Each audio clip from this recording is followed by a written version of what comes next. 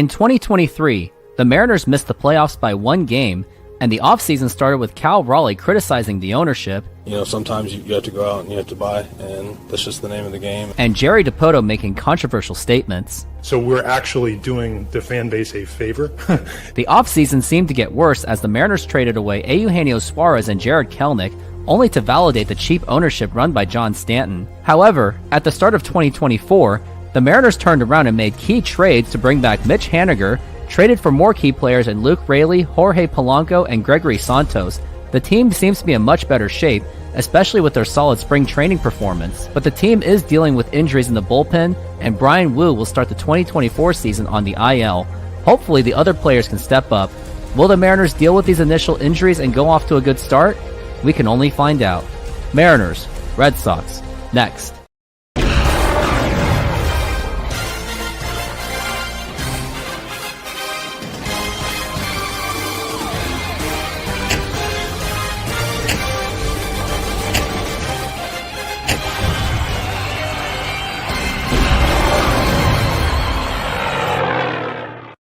And good evening, everyone. Welcome to the 2024 Mariners season.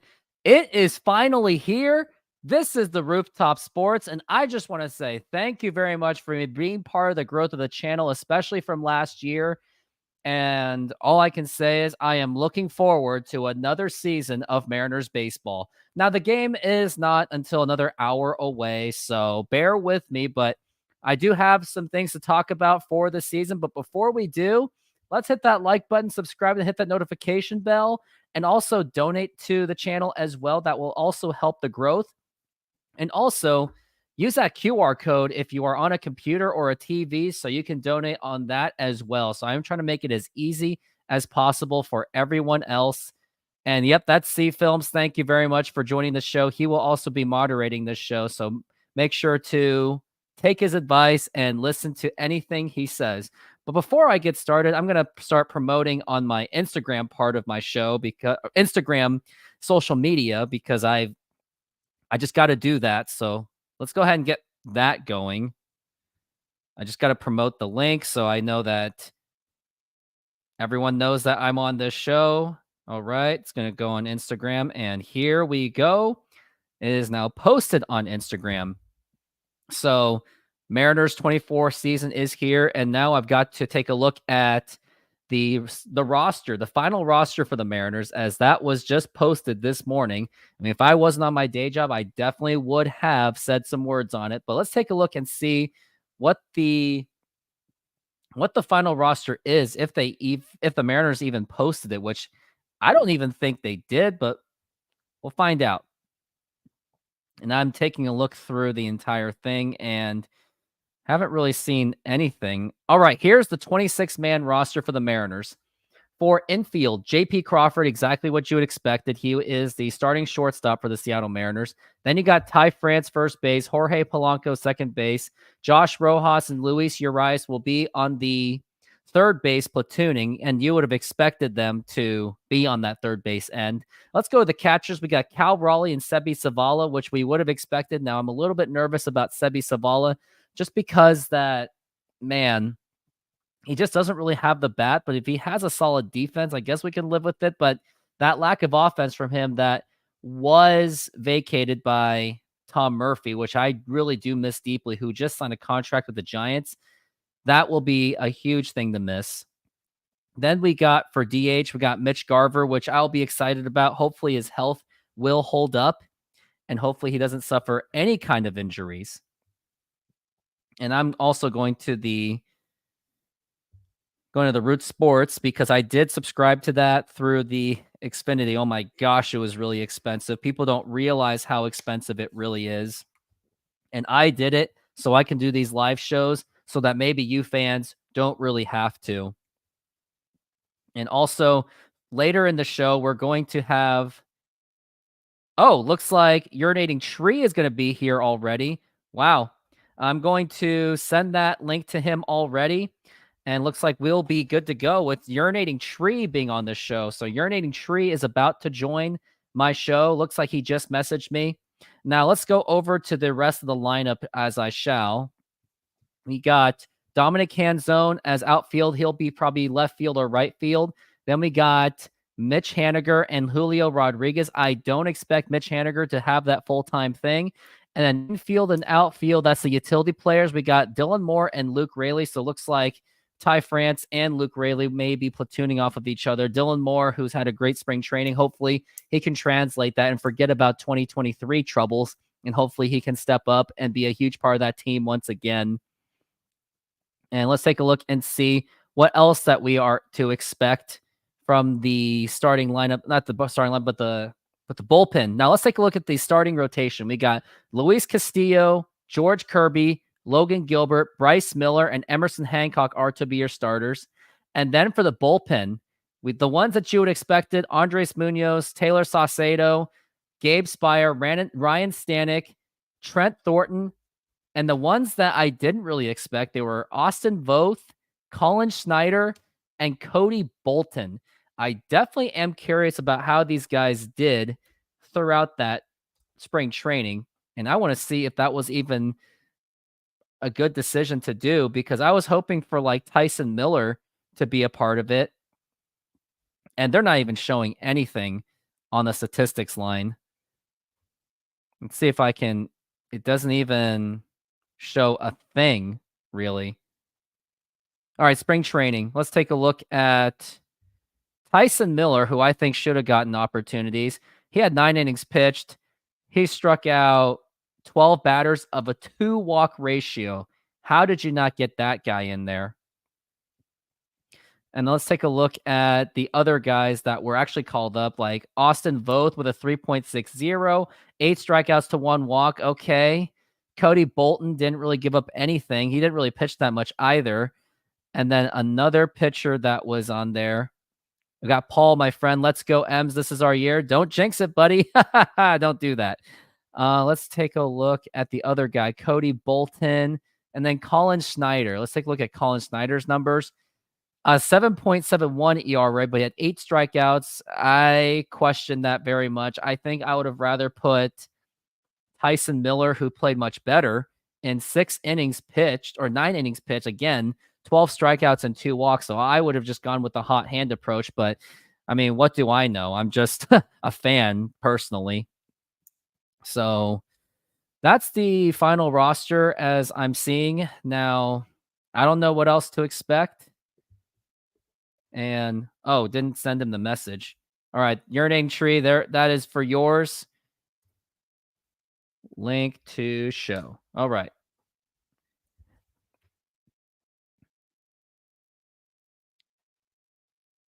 All right, and they're showing through the commercials right now. But until UrinatingTree gets here, I want to go back to the 2023 season and reflect on everything that went through that season. Now, let me count how many I would have to do. 1, 2, 3, 4, 5, 6, 7, 8, 9.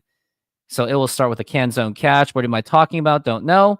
But just last year, this is exactly what my show looked like last year. And this was me reacting to Ty France's home run. Take a look at this. They were like, well, all right. They did some minor adjustments. Oh, look at that. It's a fly ball to right field. Clobbered to right and field. It is gone. It's a home run. Yep. Look, first you can't really see anything because I just really just punched things through. Like everything was cramped. And this was before I even knew the Jay Trident podcast. Like what a time it was when I was basically going solo. I never even knew him until like a month later. And then that's when we started doing a show together. It's been fun. And speak of, Jay Trident podcast just unfortunately could not make it today. Unfortunately, was hoping he did, but he's a really busy man. He's dealing with some moving matters and some family things. So keep him in your prayers as well. And look at that. SeatGeek, someone paid me $10, baby. So anyway, so going through that was like the first show I ever did 365 days ago. Luckily, 2 of my friends were there because I had someone that was on that show, was supposed to be there the entire time. And then he dipped out. I'm like, are you serious? He dipped out in the middle of the show. Let's just say he's no longer part of that show for one of those reasons of, if not many other reasons. Now, let's take a look at the next catch that not the next catch, but the next play of 2023. Take a look at this one. Here's the 1-1, and it's a line drive, and Kelnick with the catch, and he caught it. Unbelievable. And that's going to end the inning. What a play by Jared Kelnick. It was a line drive. It looked like it was going to be an art. Yeah, I mean, that was Jared Kelnick. I can't believe I was like, oh, there's a line drive ground ball. Oh, Kelnick with the catch. I mean, this is when I was like in my noob rookie days. Hopefully I can do a little bit better than this year. And it looks like I got some comments coming in. And my favorite baseball movie, everyone should answer that. My favorite baseball movie of all time is Moneyball. And I will explain exactly why Moneyball is my favorite movie of the baseball world. And here it is. Why do you like him?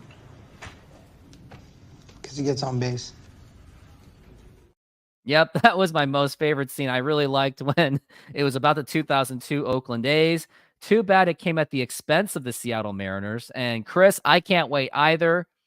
I've been waiting, and just to think that we are still around an hour away from Mariners baseball. Well, we're still exactly an hour away. So I got to come up with something to come up with anything. I mean, I already talked about the Mariners roster.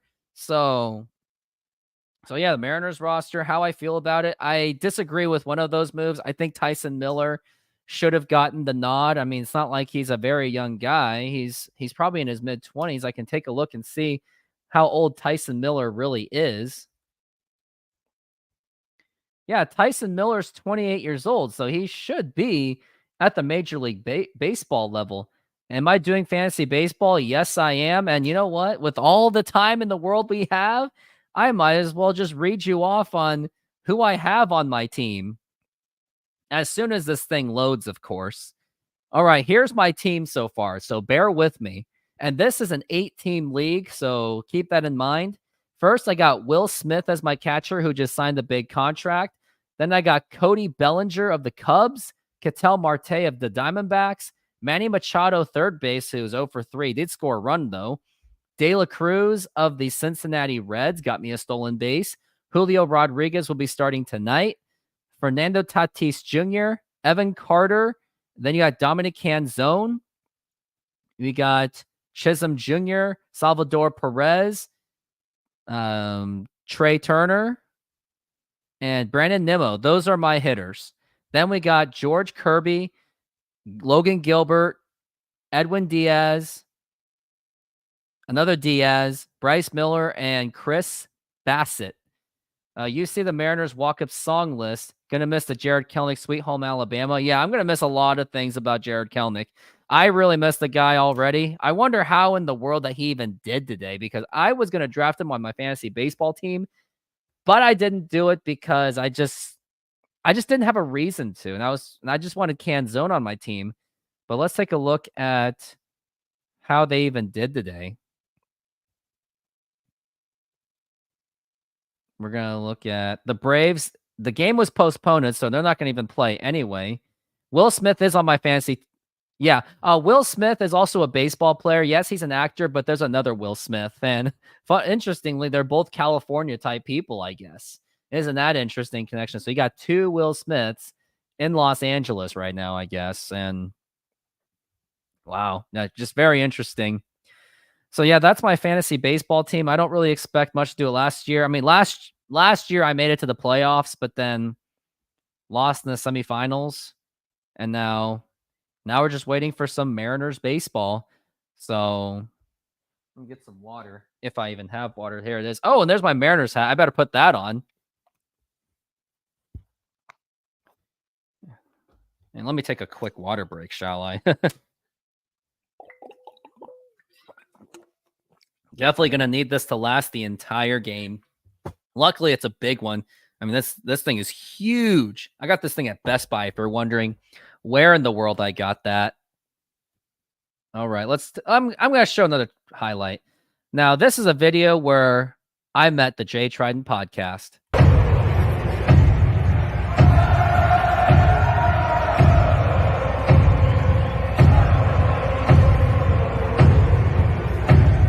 Well, that should give you an idea of what's the game going to be like for the Mariners. they may have to deal with that atmosphere. Which they did, and the Mariners, I think, they lost that series. They lost pretty badly. And they had a lead, but then their bullpen just blew it up, unfortunately. But I remember that's when I met Jay Trident podcast, and what a time that was, because we were both grinding our way. And the funny part was he needed the watch hours, and I, interestingly, needed the subs to get to the next level of monetization. And both of us grew each other. We pushed each other to get better and better every single day. We really did. We did what we could. And now we're both monetized people. We got sponsorships, including myself. And I have a lot of ads to play other than the Modern Exterior Solutions ad. Of course, I have him as the ad. He's going to be the first one, of course, but you'll have other ones that will be following along the way. So that, yeah, Jay Trident podcast has been great. We take turns when we do the play-by-play, and interestingly, that it was actually my idea that came up with all play-by-play, and he did the play-by-play since. So he also does play-by-play. So if I'm not doing the play-by-play, he will do play-by-play. And I did 43 live shows last year covering the Mariners, and this year, I'm looking to double that. So if I do 43 times 2, that will be 86 shows. I am really hoping that would be the case. And I'm hoping that I can get to at least 80, which would be more than fantastic. We got Eric. We got, what does he say? Kelnick batted 143. Yeah, throughout the spring training. I'm somewhat surprised he made the roster.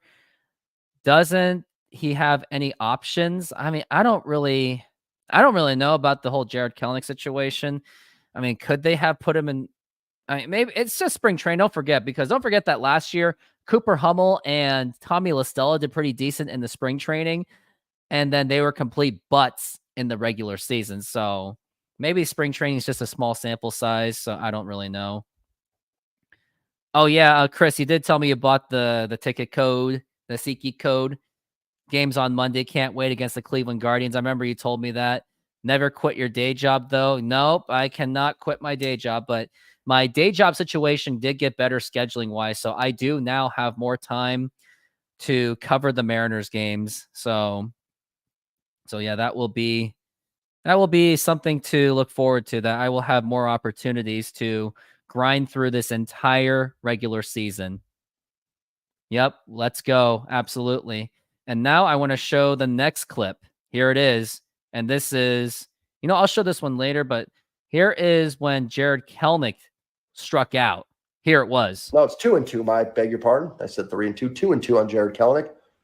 Lester not using the pitch clock. Oh, got struck out. Struck out Kelnick, and Kelnick's even laughing. He doesn't even care. At least Kelnick giving a smile about that. Yeah, that was embarrassing. Like, how did Jared Kelnick strike out on a position player that was literally just pitching a changeup, and he struck out? Like, what? Oh, man. Oh, do I miss Jared Kelnick, though? That was a time. I really miss Jared Kelnick. Like, I really wish that was the one trade I wish the Mariners didn't do, but I guess we wouldn't have Luke Raley.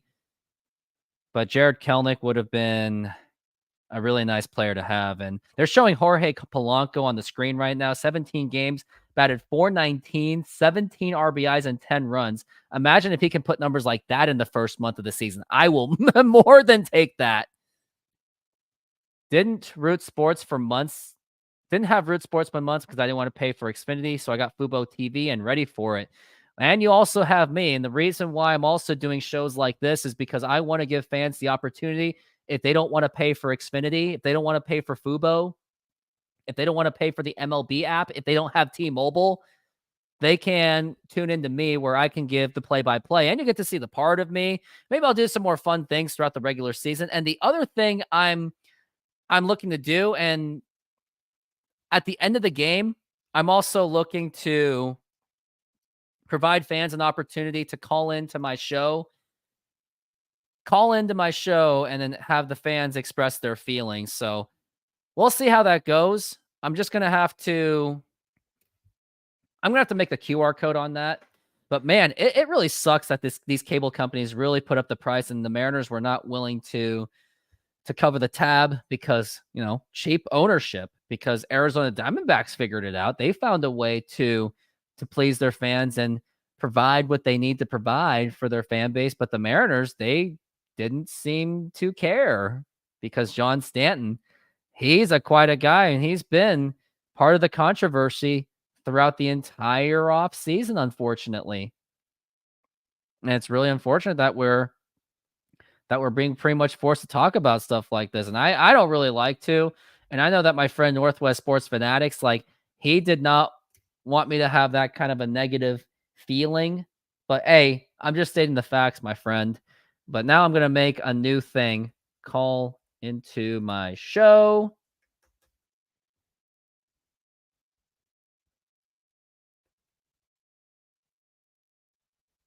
Use the QR code. I mean, this is probably going to be a trial run thing, but we'll see how it goes. Is Seattle a baseball town? I would think the fans should probably, let's put a poll on it, maybe, if I'm willing to. Maybe we can ask that. Let's help out Epic Sea Films. Do you guys think this is more of a basketball town, a football town, or a baseball town? You really can't tell, honestly. I think it really just changes. It really just depends how the teams are doing. That's just my opinion. But I guess we can put up a poll, and this will be the first poll of the 2024 Mariners season. So I guess we can put up a poll.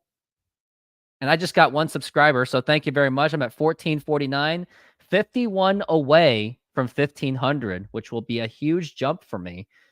But I guess let's see what the fans have to say if this is more of a baseball town or a football town.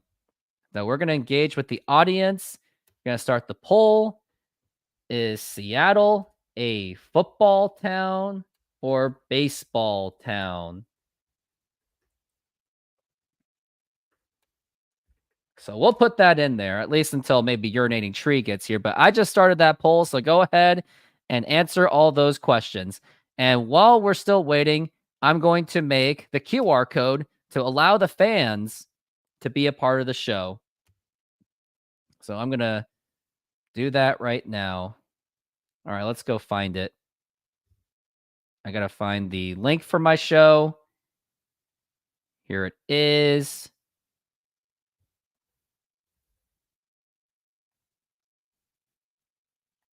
Paste this link, create the link. And now I'm downloading the QR code, and now we're going to, so this is the opportunity, at the end of the show, I'll give fans the opportunity to call into my show. Making that QR code thing right now. And there we go.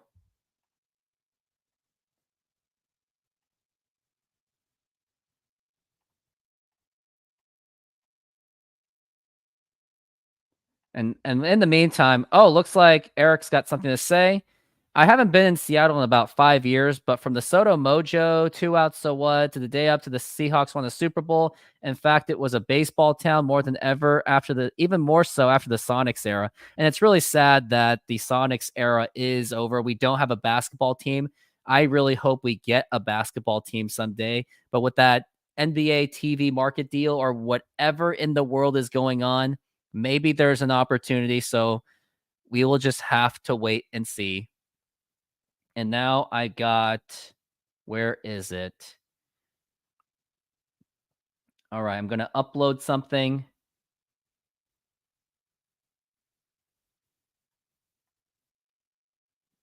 And I'm still waiting on UrinatingTree. The UrinatingTree is actually going to be on this show, as he says. And hopefully he'll make it in whenever he can.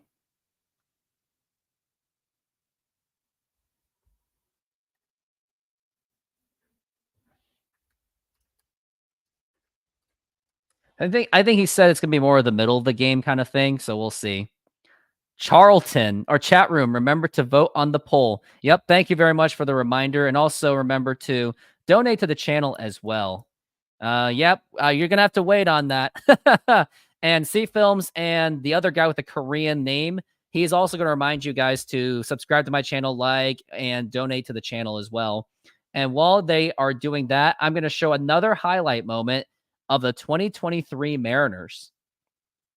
Here is this one. Well, here is Mike Ford, and here is the 2-2 pitch, and it's a line drive, and that is a base hit, and that will score in Jared Kelenic, and the Mariners are on the board. I'm sure they will hold up this 1-0 lead. Well, they didn't really hold up the 1-0 lead on that one. But what I remember most about that one was that was a last-minute show that I did with Jay Trident Podcast. Like, I wasn't really up for it because I didn't even know if I had to work that day because it was Saturday, and Saturday is usually when my other day job is like very unpredictable scheduling wise. But luckily I was open, so he called me in and we did the show. It actually went pretty well. It was a lot of fun. And I remember Jared Kelenic had a hit, and I remember some Twitch guy, he like really spammed my show with saying a bunch of inappropriate things. So I had to block him. I don't like blocking people, but when people spam my show on things that have nothing to do with Mariners baseball or even my YouTube channel, it's like, what's the point of having them if they're not going to properly engage in my show to begin with? Well, now that I got the single on there, now here is Jared Kelenic's RBI single against the Rays. And I remember I did amplify the sound on this one. Check it out. Go on our YouTube and subscribe to it. And Jared Kelenic is waiting on an 0-1 count. And here's the pitch. And it's a ground ball. And it's a base hit. And Teoscar, he is being rounded. He is still running. He's still going. And the Mariners score. And they have taken the lead. Jared Kelenic comes through. We love you too, Gravedigger, even though you called us bad name. His name was Gravedigger. Very interesting. And it looks like they're showing on the screen right now, Hatback Bar and Grill. Looks like it's owned by the Mariners. And Jen Mueller that they're showing right now, they're showing the atmosphere of the opening day. I mean, I would have gone there, but going to opening day is an absolute nightmare. Ticket prices are extremely high. Traffic is horrible because everyone's going. It's just not worth the headache. And the line's insane. Nah, it wasn't worth it to me.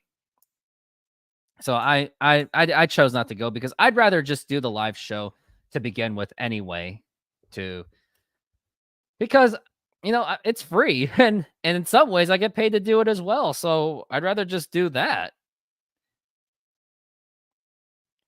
Give me a moment.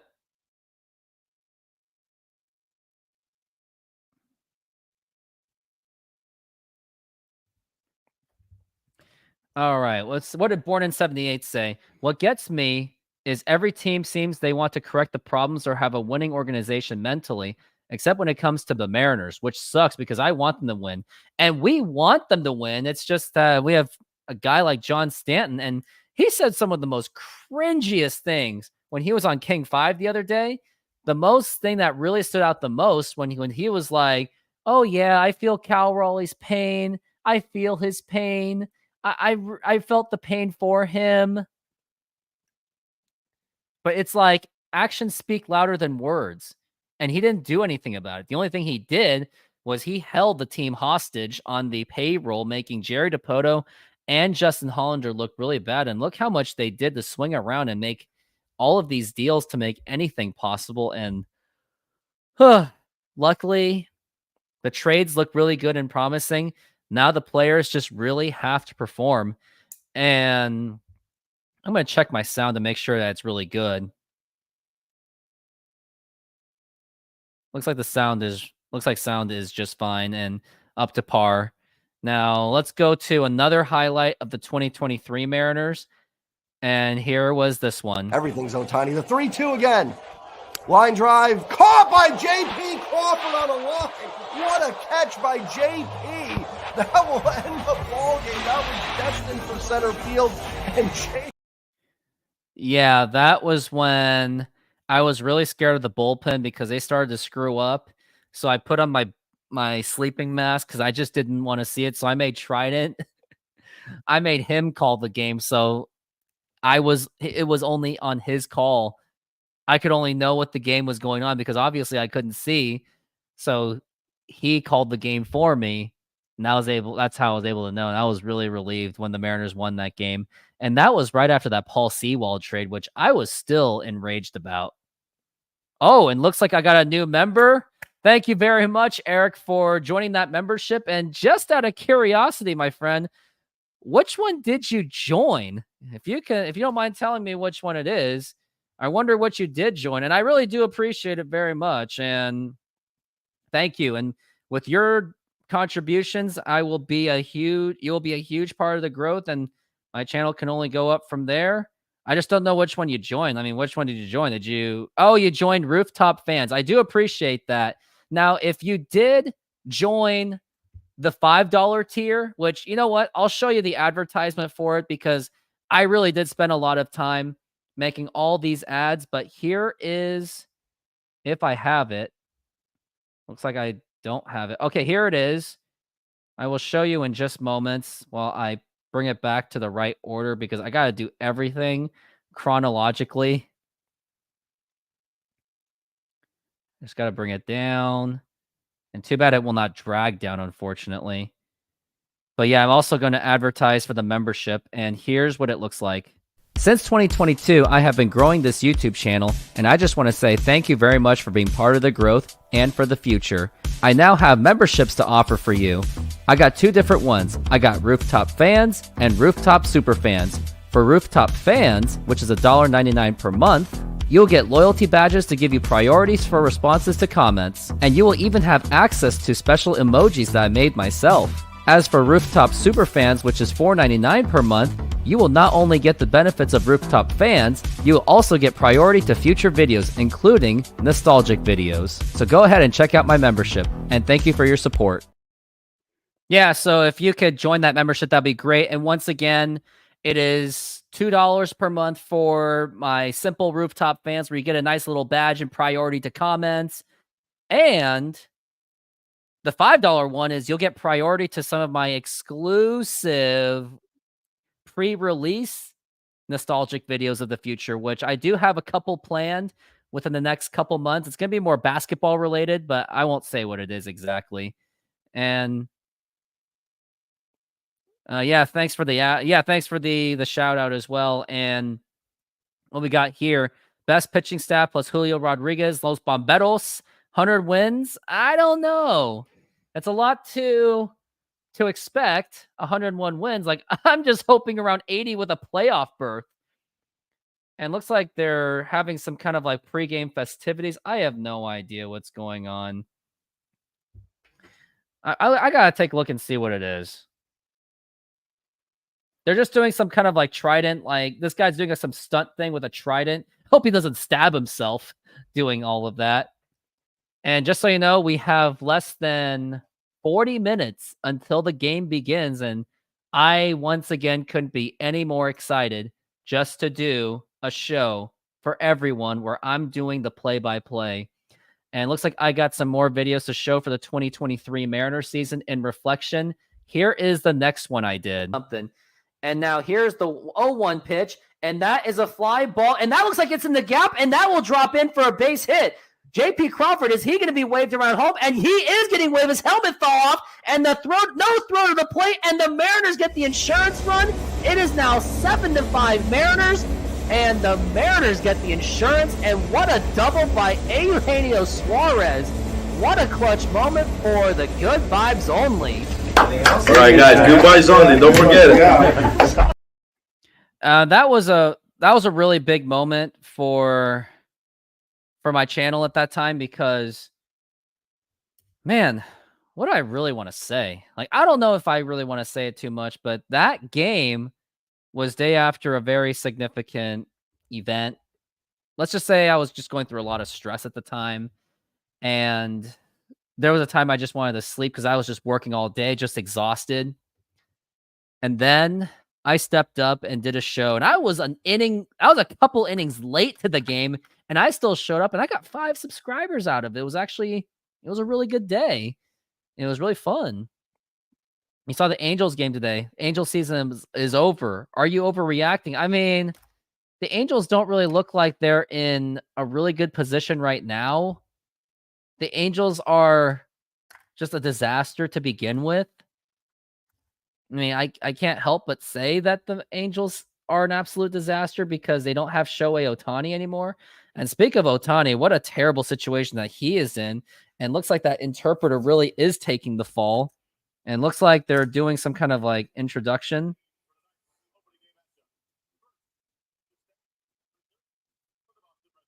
They are introducing the Boston Red Sox right now. I don't think I really care about that right now. So let's take a look and see how's everything going. Cubs and Rangers are tied 2-2 in their home opener.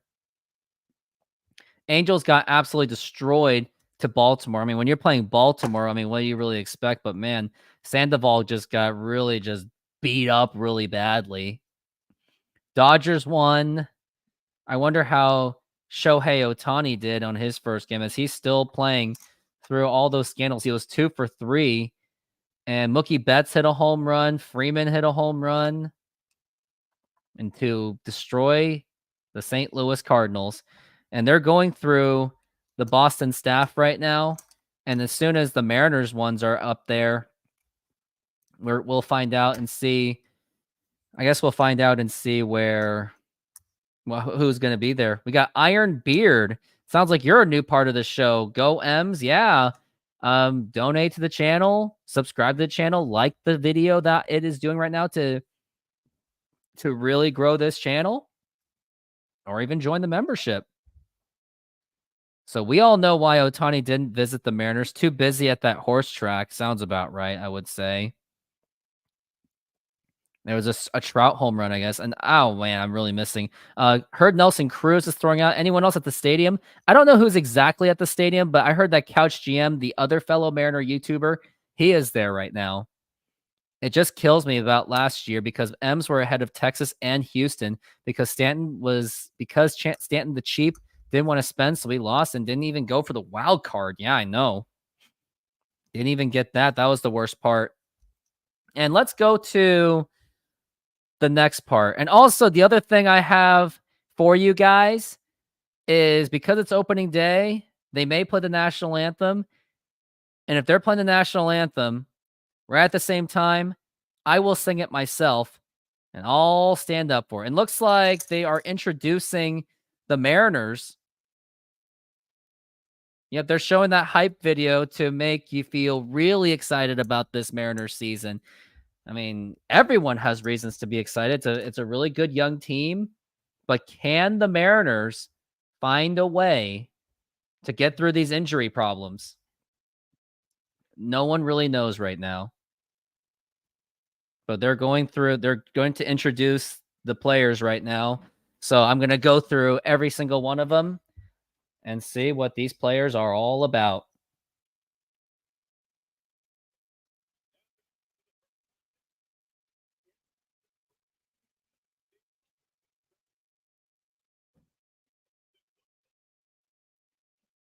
'24 Seattle Mariners is going to be on the intro.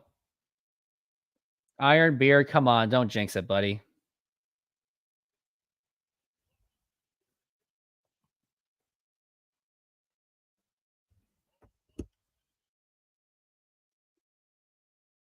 They're just introducing like the clubhouse team.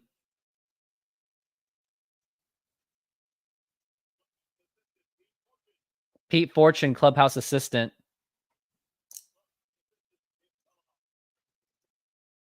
No, the Mariners have made the playoffs in 2022, Epic Sea Films.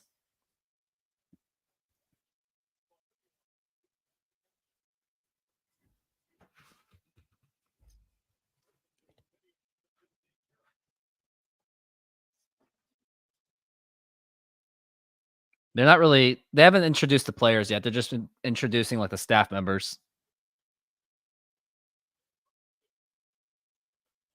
Major League Video Assistant, huh? He's a coaching assistant? Interesting.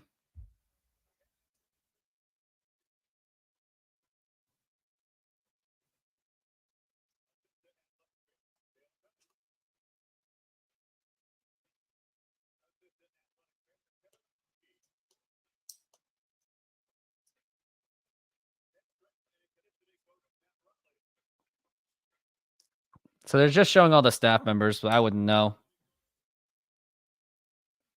Yeah, they got the Asian guy there.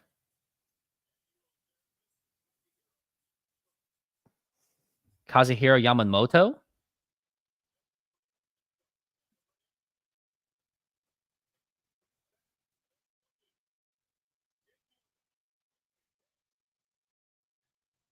Now they're showing like the coaching staff. And now it looks like Manny Acta.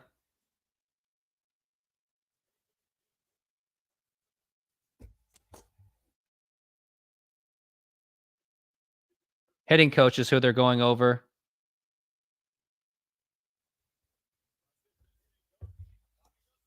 Tommy Joseph. First base coach is being introduced. I remember John Moses was a first base coach.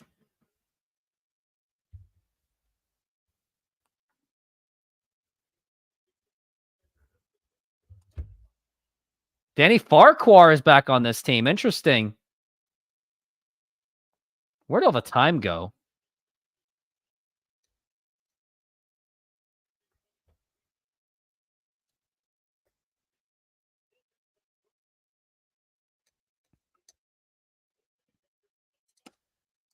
They're introducing all the other coaches, bullpen coaches, and everyone.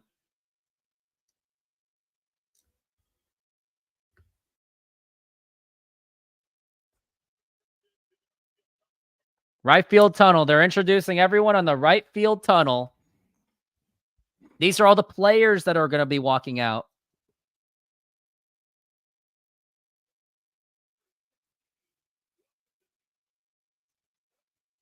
Luis Urias, man, he looks out of shape. He's really got to lose that gut of his. Yes, I'm watching it on TV, Paul. Yes. How's it going? When are they playing? They're playing at 7:10. I got no news on the Santos MRI, unfortunately. Luke Raley, the man who the Mariners traded Jose Caballero for. Hopefully he can make the contributions.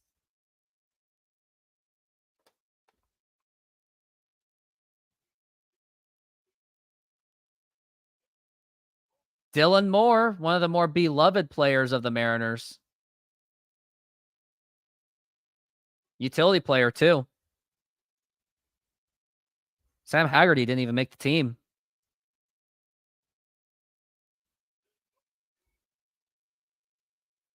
Austin Vogt, the bullpen pitcher, which I don't know. We'll find out and see.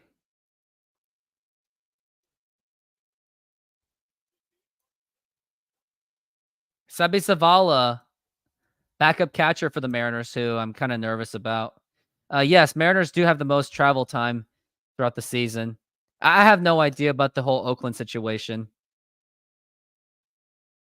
Logan Gilbert, the third starting pitcher of the Seattle Mariners, is running in the building.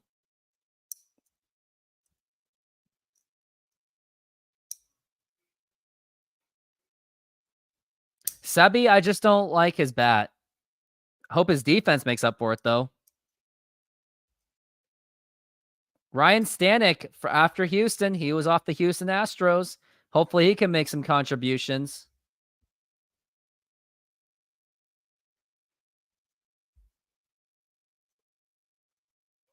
Trent Thornton, who the Mariners got by trade last year, he was okay, but he was quite home run prone.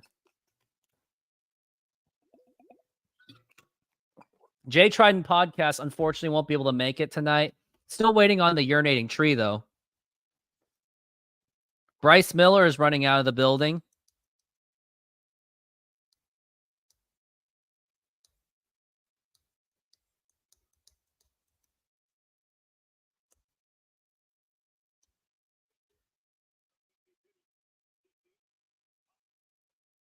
Colin Snyder, one of the other call-ups from the spring training, who did make the team.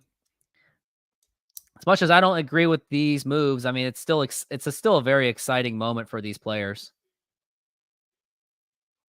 Gabe Spire, the lefty from last year, did pretty well. He's our lefty. Bullpen.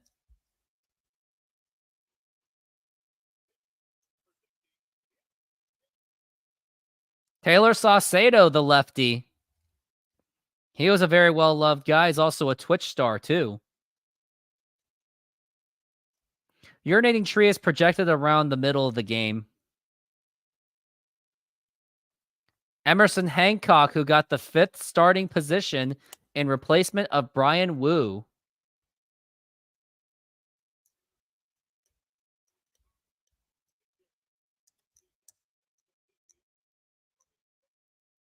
Cody Bolton, one of the other relief pitchers for the Mariners, who made the team because we don't have Matt Brash, Gregory Santos, George Kirby, my favorite starter. Hey, Fresh Show, how's it going? I'm going to start standing up just in case. Because I'll do the national anthem myself. And I think that is Andres Munoz, one of the more popular pitchers of the Mariners bullpen.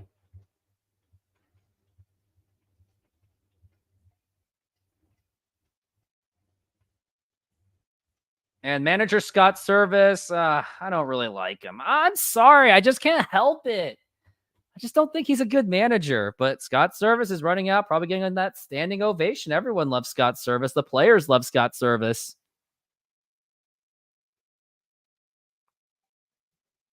Seeing all that fist bump.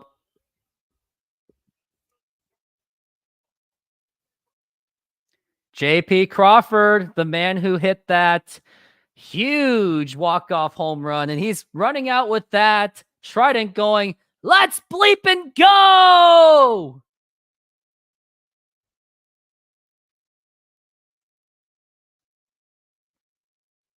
Yeah, Lou Piniella really was the best.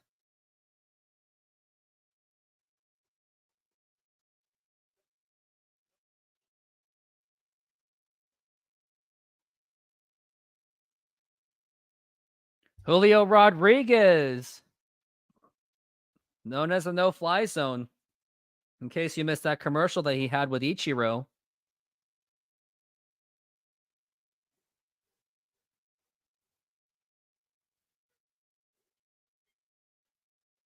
Jorge Polanco is on the way out.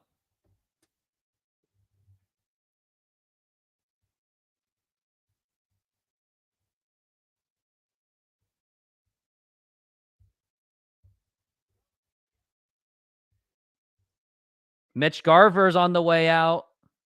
He was the key free agent signing for the Mariners off of the Texas Rangers. He was part of the huge World Series run.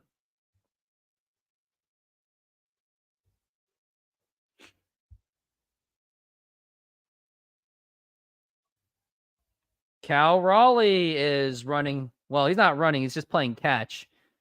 Cal Raleigh, who called out the ownership, has been a huge part of this team, was also part of getting the Mariners to the playoffs. Mitch Haniger is welcome back. He is getting that huge standing ovation. And look at the seats. They're not really filled up at all.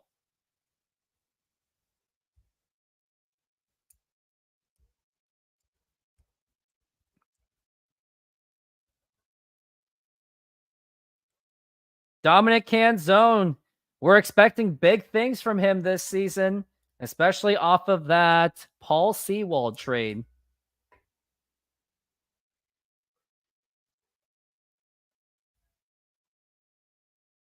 Ty France, who looks a little bit slimmer, through to that drive line workout. Let's hope that he turns it around for the 2023 season. 24. And then batting ninth is Josh Rojas, who's a third baseman. I have to confess, I'm very nervous about that third base position. La Piedra, Luis Castillo, Tyler Jacobson. Are you talking about Ben? Which Ben are you talking about?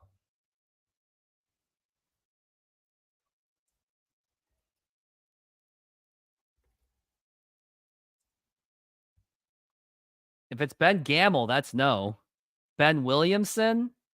Is that who you're talking about? No, I didn't see Ben Williamson coming out. And it looks like we're doing the national anthem. And just for you guys, I will sing the national anthem myself. So everyone, please stand up for the national anthem of the United States of America. I will sing it for all of you. That's why I stood up. All right.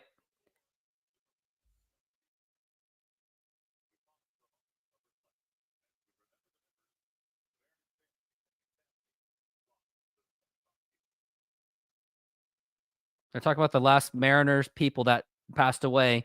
Dick Drago, he recently passed away. Pete Ladd, who recently passed away. Frank Howard. Bill Plummer. Wow, Bill Plummer's gone. He was the 92 Mariners head coach, head coach. So yeah, please extend your prayers out for these gentlemen.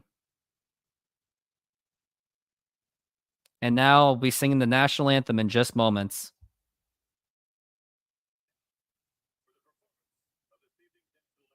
Will be by Rooftop Sports. I'll be doing the performance of this national anthem.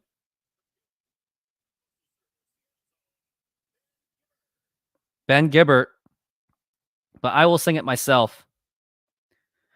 All right, ready, set, go.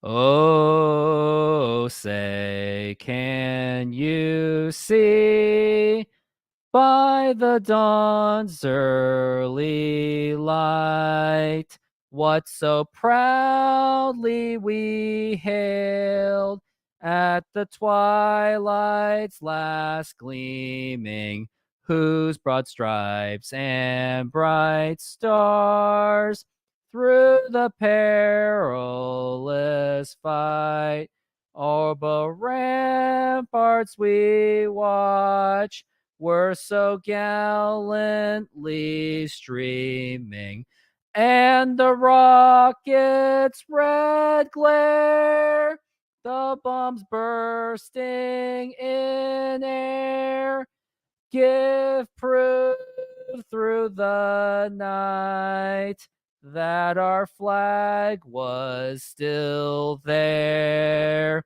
Oh, say does that star-spangled banner yet wave o'er the land of the free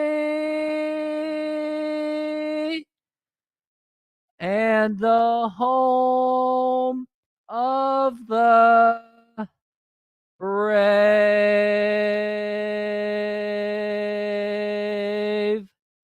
And there is the Star-Spangled Banner. And we still have about 17 minutes until this game begins. If you would like to give me a rating on that Star-Spangled Banner, I will leave it up to you in the polls. And speak of, there's a poll that I was supposed to end, and that was about if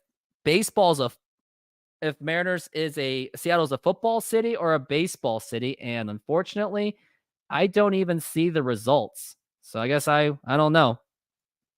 But I'm going to start a poll, and oh yeah, here's the poll. So 72% football and 27% baseball. And let's start a poll for myself. How was Rooftop's national anthem performance? Will it be awesome or needs improvement? And there's the poll. It has begun.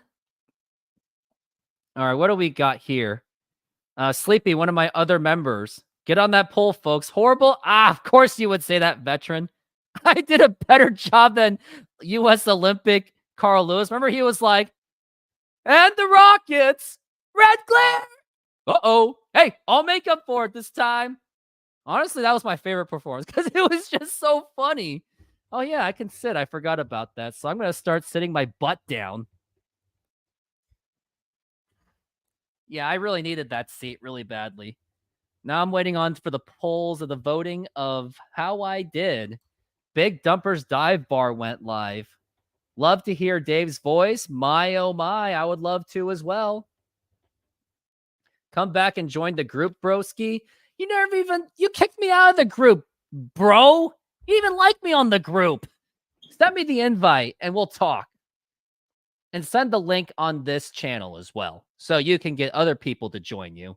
Riley, how's it going? You're one of my good fans as well. Sleepy, thank you for being a member. You're the first member of that lower tier. Maybe we'll get you promoted to that higher tier. And Eric, also shout out. Thank you for joining that as well. And looks like we got a ceremonial first pitch on the way. You wanted to be kicked out? What do you mean I asked to be kicked out? I didn't even, leave or anything. Man, you guys are a bunch of ruthless people. But hey, that's good for the personality, isn't it? We got 14 minutes until the game begins, and we're doing a ceremonial around the bases. 11-year-old Satan. I can't say it like Satan. Why'd I say that? I gotta shut up and stop. And let's take a look at the polls. I'm going to end the polls immediately. After ending the polls, I got, wow, out of 6 votes, 66% says needs improvement, 33% said awesome. Well, I guess I was due for some criticism. Okay, did I at least do better than Roseanne Barr? Even though that we all know that Roseanne Barr basically tanked that national anthem. It was very cringe, but hey, you just don't put in a comedian for a national anthem. So whoever came up with that brilliant idea, it's a horrible idea. I mean, why did you put Roseanne Barr? And then you had people saying, oh yeah, she was a great disgrace, unpatriotic. But you put her on it, and you put a comedian in it. So of course it was going to go disastrous. At least half of it was boos, and the other half was like cheers and laughs. But what do you guys think? Let's talk. What is your most favorite national anthem performance? Now, mine's Carl Lewis, but the other one that sticks out the most is also Jordan Sparks from the Super Bowl between the New York Giants and the New England Patriots back in 2007-2008 season. That performance made me feel very patriotic. And looks like they're doing all the rewards, so looks like Julio Rodriguez is getting an award because of the who hits the first home run. You're going with Mitch Haniger. I will go with Dom Canzone. I'm going to go with Dom Canzone, and everyone put it in the comments on how you feel is going to hit the first home run. But Julio Rodriguez is being recognized for some kind of reward. I believe it's because he's a Silver Slugger winner. So congratulations, Julio Rodriguez, for winning the Silver Slugger Award. Yep. Oh, look at John Stanton. Cringe and boo the guy. Everyone boo the mofo. Boo. I know I'm supposed to be all positive and all. Oh, looks like Ichiro is coming out to present the award personally. And my friend just texted me saying how much he loves me.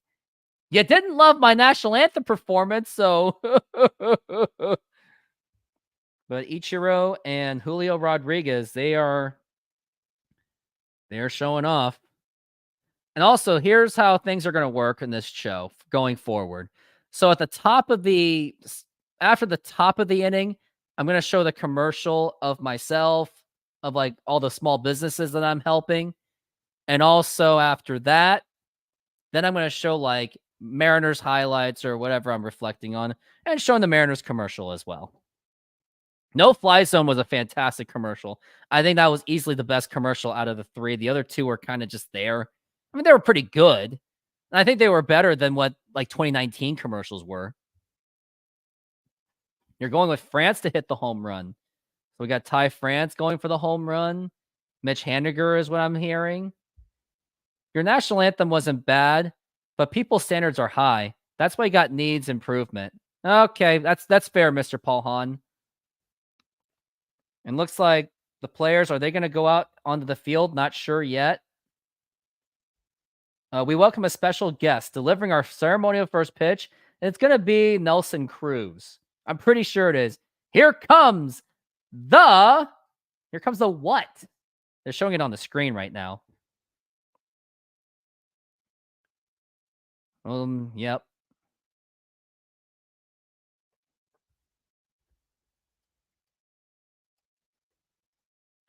I'm talking to UrinatingTree. He says that he's up for the joining, so we'll see when he is there. But UrinatingTree is going to join the show in moments. And now we got Nelson Cruz. Everyone give this guy a standing ovation.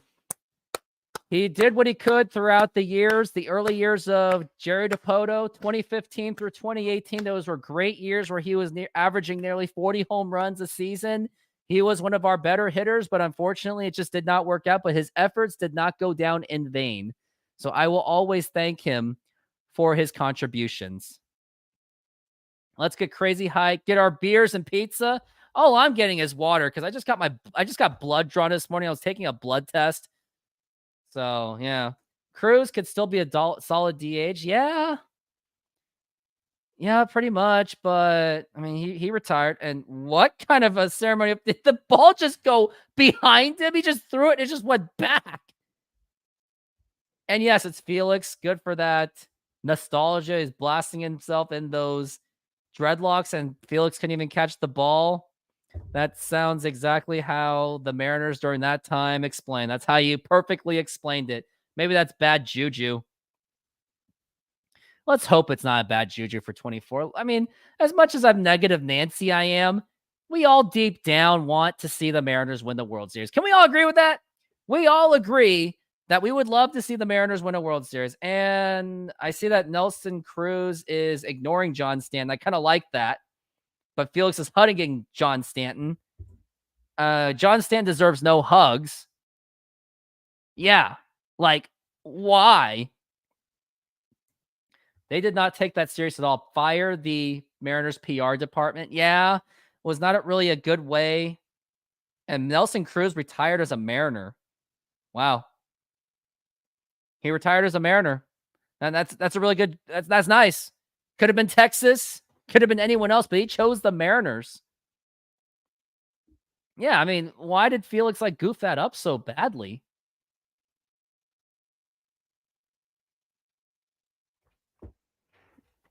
I guess that now if he gets the Hall of Fame, maybe he will get one as a Seattle Mariner. Pitching and bullpen is how I rank my teams. Oh, interesting. Multiple World Series. What are you talking about, multiple World Series? The awkward hug. Yeah, I mean, if you hug John Stanton, you would have felt awkward. I would have felt awkward.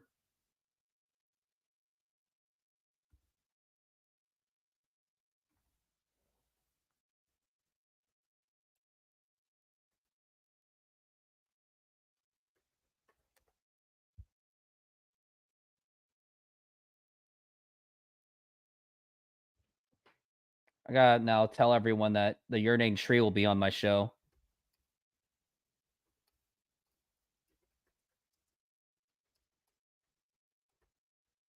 Now I gotta do the optimization. Gotta get the link of the show. Let's do this.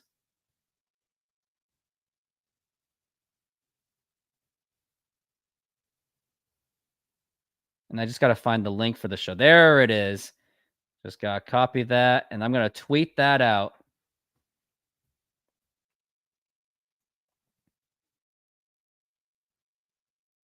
Christian, how's it going? Thanks for joining the show. And looks like we got a commercial on the way. Now, before this pitching starts, here's another Mariners highlight. And this was when the Texas Rangers lost. And here is the 3-0 count on the way. And the Texas Rangers have lost the game. Minnesota has walked and the ball game is over. The Mariners now have a 0.5 game lead on the division thanks to a walk by Taylor of the Minnesota Twins. Thank you very much, Twins. Now it's your move, Mariners. And the Mariners did win that game, and they did get that 1-game division lead. But what happened after that? September is what happened. That's all I can say.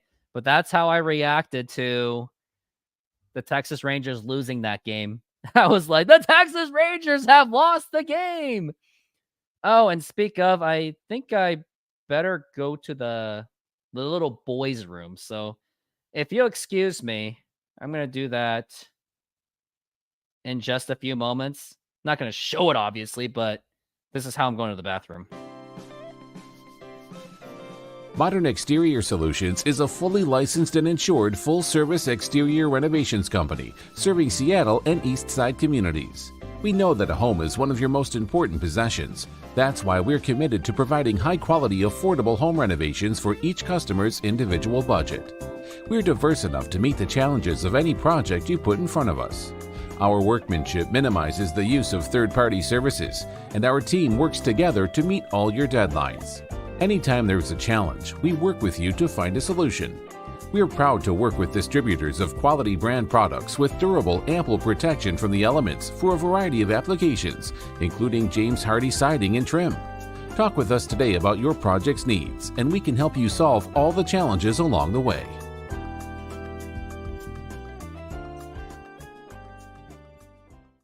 So yes, if you are interested in some home improvement projects, here is the information. Modern Exterior Solutions. Use my promo code Modern Rooftop to get 20% off on that first service that you use. You'll save a lot of money on that. So go ahead. If you have like exterior needs of home improvement, painting, or window cleaning, or whatever you can think of, window replacement, go ahead and use that. And the siding that he uses good siding. Like we're talking like when they said James Hardie, that's the siding stuff that does not mess around. None of that stupid plastic, what's that called? The laminate crap? No, he doesn't use that. I don't believe in that. Yes, I got commercials in this. And last year, all I had was literally just Modern Exterior Solutions. But this year, I have really stepped it up, and now it's going to be a lot more. Yep. And UrinatingTree, he just messaged me back. He's going to be on the show in just moments. So it's going to be a very exciting night. I'm very excited for this show. Whether I make $0 or whatever, I will still say this was not time wasted at all. It's all about the grind. And we're getting ready for Mariners baseball. So I just played my Modern commercial. And yeah, I'm making a tracker on that. So that means Modern Exterior Solutions is done. So that will be throughout the top of the inning. And there is no day like the opening day. Despite the cloudy weather and the roof is closed, it is still Major League Baseball. And looks like the tree is about to join us in just a few moments. And if you guys are wondering who the tree is, let me give you a very quick introduction on my friend, the UrinatingTree. Here it is. The best record in baseball's history, and you shit yourself so hard that you loop back over into a laughingstock in less than a week. Like, seriously, you couldn't even make this into a series? God, you're pathetic. But I will say that video was, I also claim that it was also the reverse jinx. It was called Mariners Locale. Forgot what it was called, but anyways. Legacies of failure. Legacies of failure. That's the UrinatingTree, and here he is about to join us in the show. And there it is, the UrinatingTree. How's it going, my friend, my brother? I'm doing all right, man. Opening day. Pirates just won, so I'm kind of surprised by that. I think they would blow it with all the opportunities they blew with the bases. But I'll take it. Yeah, you'll more than take it. And the other thing we have in common is both of our teams, football teams, have or had Russell Wilson. So I'm looking forward. Not yet, huh? I mean, well, we signed it. We still got to get him in, pads and play. Still give him the pads, yeah. But hey, I really like that video that you did. The Steelers Nation, let's ride. Hey, they got to ride. I mean, we are riding now. They're going after all the guys that I made fun of, and it's just like, it's lovely. It really is, yeah. And it looks like we got Mariners are going onto the field. This is going to be the 2024 season. And UrinatingTree, tell our Mariner fans how you feel about this 24 Mariners. I think for this weekend, or sorry, not for this weekend. I'm talking with my girlfriend right now. I think with the Mariners right now, the question really comes down to, is your hitting going to convert? I think their starting pitching should be pretty solid once again. I mean, you're rolling with Gilbert, Kirby, and Luis Castillo once again. Andres Munoz has turned into a rock-solid closer. I think the main thing, once again, is just, can you replace Eugenio Suarez? Can Julio Rodriguez maintain his form for a full year instead of having that first half slump? And secondly, are they going to be able to bolster their team at the deadline or get the reinforcements they need? That's going to be the question. I think Seattle will be in the nitty gritty of things. I think they'll be in deep contention for a playoff spot. Question is about the finer things, I would say. Oh, I mean, that's pretty much everything that I've said. I mean, we pretty much are on the same page when it comes to the Mariners anyway, but got to get that 54%. It's all about the 54%, and they just got to do us a favor. That's all they got to do. Because according to Jerry, they say 54% gets to the World Series if you get to that. He even tried to say that's so much fluid. I mean, as I said, the problem is like the same thing happened. The Pirates did the same stuff and like about a decade ago. The problem is like when it doesn't work, things go to hell. That's what you got to worry about. I'm absolutely nervous about it. No question. I mean, just as nervous as looking at these Mariners jerseys or just baseball jerseys in general. Ugh. Well, about Fanatics, I mean, here's the thing. They're like the same jerseys we had for the Melonheads for exhibition baseball games. Like, they're good jerseys, but I would not call them major league caliber. They don't have the stitching. It feels like it's just like it's printed on. And you can kind of see through their pants as well. And oh, dude, don't you want to see like a pair of balls hanging out? Come on. Yeah, why not? Yeah, and I gotta let them free, man. Yeah, why not? And we got the first pitch, and it's in there for a ball, and we are underway here at T-Mobile Park. Here is Castillo, the second pitch, and that's going to be fouled away, and that's going to be a 1-1 count on Jarren Duran. His career against Castillo is 1 for 3 with a home run, a solid .333. And we got 2 pitches in so far. And we got Castillo again, the 1-1 pitch, and here it is, low for a ball, 2-1. And I do remember the very last start that Castillo had in the regular season. He got absolutely just squished up by the Texas Rangers, which killed the Mariners season. I'm glad I didn't even do that game because it was painful just looking at the score. And here's the 2-1 pitch, and that is going to be a fly ball to left field. And he is there, and he makes the catch, and that is Dom Canzone, hopefully to basically replace Jared Kelenic in terms of starting roles, because Jared Kelenic did get traded away to the Atlanta Braves, and didn't look good for spring training, but the trade's not looking good for the Mariners either, as 2 of those pitchers that the Mariners got in return, they are out with Tommy John. So, yeah. I think the thing, too, is they were trying to shed salary. They were trying to shed Marco Gonzalez's salary because Atlanta immediately flipped him to Pittsburgh. It was also to get rid of Evan White because he signed a pretty big contract for a guy that was in the minor leagues. I mean, the problem is sometimes it doesn't pan out like that. Look at John Singleton. He signed that big deal. He just never panned out. Pirates have that same issue. Jose Tabata, about 10 years ago. He was looked at as a quality prospect, but he never really took that next step. And he had a big contract for a bit. I think they traded him to the Dodgers for Mike Morse. Mike Morse? Is that the Mike Morse I'm thinking of? Yep, the guy played for the Giants for a hot minute. And the Mariners. Yep, I think he did play for the Mariners. He did. He started his career with the Mariners, and we got Castillo with a 1-2 count. Feels like it was fast forwarded. And now here is the 1-2 pitch to Devers, and that's up high for a ball. But yeah, Mike Morse had a time in 2005 through 8. Mariners really used him. Then they shipped him off to the Nationals. That's where he came back to the Mariners, had a good first month, and that was it. And here's the 2-2. And a swing and a miss, strike 3, and down goes Devers, and Luis Castillo La Piedra with the strikeout. There it is. For the lineup asked by Paul Hahn, I guess we can at least use him in the outfield. I don't know about his hitting at this point. I mean, we saw what 2019 Ichiro did. Well, 2019 Ichiro was 45 years old. That's what you have to consider there. Ichiro looks like he can still play. I mean, he's not major league caliber, but like he's like in his early 50s now. Hey, he could fool around in the minor leagues if he wants. He could play for the Bros. He could pitch for us against the sock puppets. Pretty much. Or better yet, hey, let's go get Trevor Bauer. I'm actually the one Mariner fan that actually wants him. Like, honestly, I want the Pirates to get him because here's my thinking. It's not even about what he did.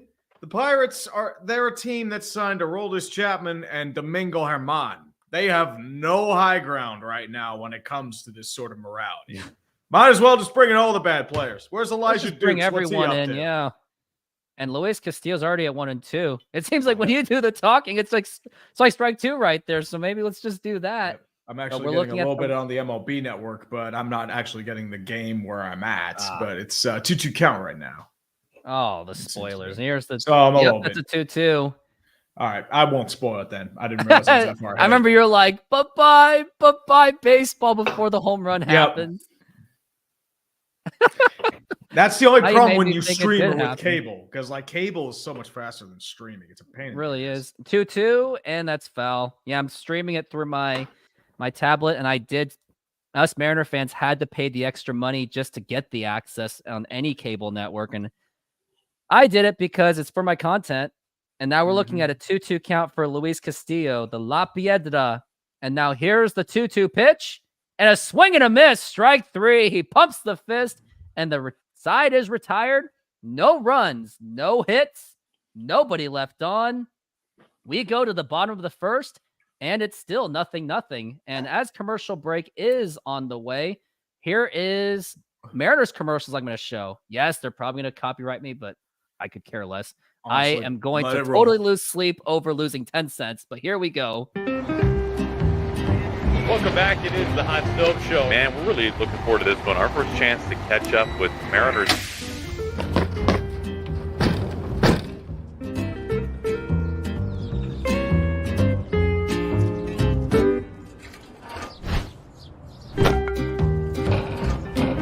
We'll scratch the paint again.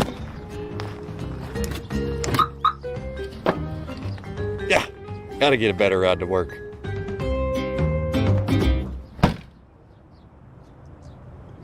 Shotgun. Not a chance. That was Brian Wu trying to get shotgun, and Logan Gilbert's like, nah, you're still the young man. But any thoughts on that commercial? I mean, you got to go with the big dumper. Always got to go with the big dumper. You really do. And he actually quietly became one of my favorite players only because not only did he get the Mariners to the playoffs, he also called out John Stanton. And what was also cringeworthy about, John Stanton, the owner, he said a couple days ago, he's like, yeah, I feel his pain. I know it's terrible. And I'm like, bro, you write the checks. You write the checks. Actions speak louder than words, pal. I mean, to be fair, a lot of teams are in question because of the RSN deals, but still. Like, there are a bunch of teams that were really quiet this offseason because of it, like the Twins, Cleveland, the Padres shed a lot of salary. I think they shed like $100 million or close to it. Yeah, and it's the Padres thing was weird because they shredded everything, and then they got Dylan Cease. Oh, and looks like we are ready to go for the bottom of the inning. We've got JP Crawford. And now here is the pitch. And that is outside for a ball. And of course, I really do love JP as the leadoff hitter, as he does. Like when he strikes out, at least it took 10 pitches to do it. Going up against Bello, and here's the 1-0 pitch. And that is outside for a ball. And JP Crawford last year batted .266, 19 home runs. 18 of those was as a leadoff hitter. And now here is the 2-0 pitch. Outside or inside for ball 3. We got a 3-0 count. Good I would say hit the red light. I mean, when I play softball, if it's a 3-0 count on me, I always I just take it every time. And now we're looking at 3-0 count. And here it is. And that's a strike. It didn't like the pitch. 3-0 sometimes, that's a weird pitch because if you hit it and it's a poor hit, you're just going to get yelled at in the dugout. So you can see either or.